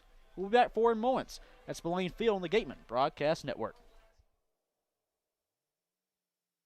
Summer is here, and we are finally back to enjoying all our favorite outdoor activities. As temperatures rise, so does the risk for unexpected injuries. South Coast Health Urgent Care Centers are open, safe, and here to provide the care you need when you need it. Our 7 locations are open 7 days a week, 8 a.m. to 8 p.m. Monday through Friday, and 9 a.m. to 5 p.m. on Saturday and Sunday. Walk-ins are welcome, and having a South Coast Health physician is not required. Visit southcoast.org/urgent care to check wait times and reserve your spot today.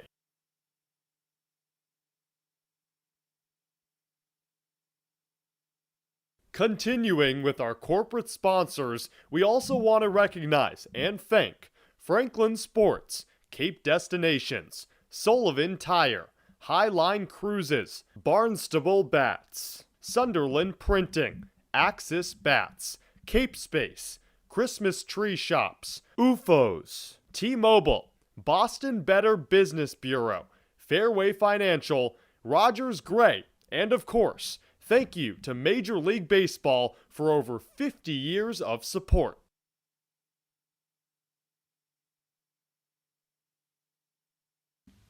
Tom and Jean Yockey were passionate about the game of baseball. Over their 7 decades as owners of the Boston Red Sox, the Yockeys greatly invested in youth and amateur athletics in our community.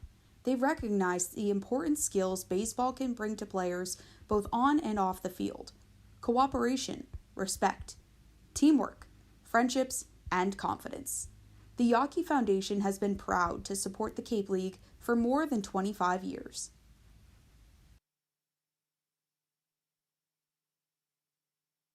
Mark Deshays has been practicing law in southeastern Massachusetts for over 30 years. His primary focus is on all aspects of real estate law, including residential and commercial real estate transactions, commercial leasing, land development, land use and zoning law, and land conservation matters. If you need representation, call now at 508-993-2300.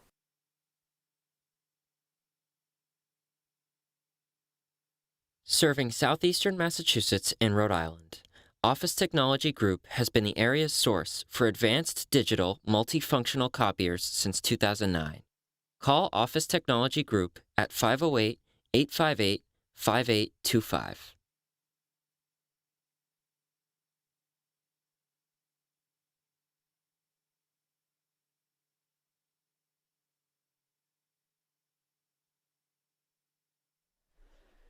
And we're back here on the South Coast Health post-game show. Cade Crenshaw alongside Cameron Ezeir as the Gatemen wrapped up a 1-0 victory over Orleans, the first shutout of the season for the Gatemen, but it could not have been done without tremendous defensive plays from our South Coast Health player of the game, Jack Hausinger, and our Claire Foley is now on the field with him now. Claire? Thanks, guys. Here with Jack. Jack, 6 balls went your way, flipped them, 2 double plays. Talk to me about your defense tonight. Yeah, I mean, the ball was fine to me tonight. Some days are just like that, but I got to give props to Blake, too. He made a couple of nice turns on the back end of those double plays, and we got a couple calls that went our way. That always helps, too. But, yeah, it was a fun night to play back there. Guys were throwing strikes, too, on the mound. It makes it a lot easier. Pace was great, and, you know, we're just doing our job back there. And every single pitch you look out there, you're communicating with your infield. You're that leader out there. The past couple of games have been really close. How important is it for you guys to have that strong communication out there?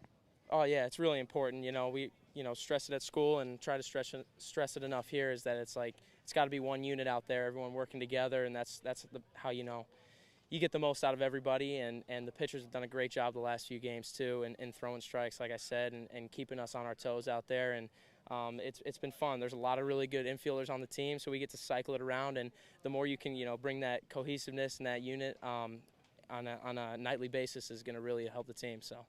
And after 2 ties to finally get it to go your way tonight, how good does that feel? It feels awesome. I want to do it again tomorrow. Sounds good. Let's make it a plan. Let's do it. All right, guys, back to you. Well, thank you, Claire, and that was our South Coast Health player of the game tonight, Jack Hausinger. Tremendous defensive plays all night. On the offensive side, Jack would go 0 for 2 with a hit by pitch. But his defense is what mattered most, and in tight games like this where the first run isn't scored until the bottom of the 8th, Cam, defense matters more than anything else. What's that cliche phrase where offense wins games, defense wins championships? Well, I'm going to add one further and say leaders win titles as well. And Jack Hausinger has been that unsung leader for this Gateman team throughout the first now half of the season. The difference maker on the scoreboard tonight was a Ryan Campos RBI single in the 8th inning that brought Blake Wright home to score from second base. Meanwhile, your final lines across the board: Orleans visiting tonight for the first time at Spillane Field this season. No runs, 4 hits, no errors, and 4 men left on base. For the Gatemen, they're victors. 1 run, 6 hits, 1 error, and 6 men left on base. Your winning pitcher tonight is Nico Mazza. He moves to 1-1 on the season. Meanwhile, for Orleans, it's Wyatt Longcore. falling to 0-2 on the year. Meanwhile, Cam Weston picks up his first save of the season in his 5th appearance of the summer. Well, that'll wrap it up for us here at Spillane Field. The Gatemen looking ahead on the schedule. Don't look ahead too far, but they are back on the road tomorrow for another rivalry game at Hyannis with a 6 p.m. first pitch there in Hyannis against the Harbor Hawks. Until we see you all again, thank you for tuning in to tonight's broadcast of Wareham Gateman Baseball. For Claire Foley down on the field, Cameron Ezeir here in the booth alongside me, I'm Cade Crenshaw, saying so long from Spillane. And until next time, friends, as always, remember to smile.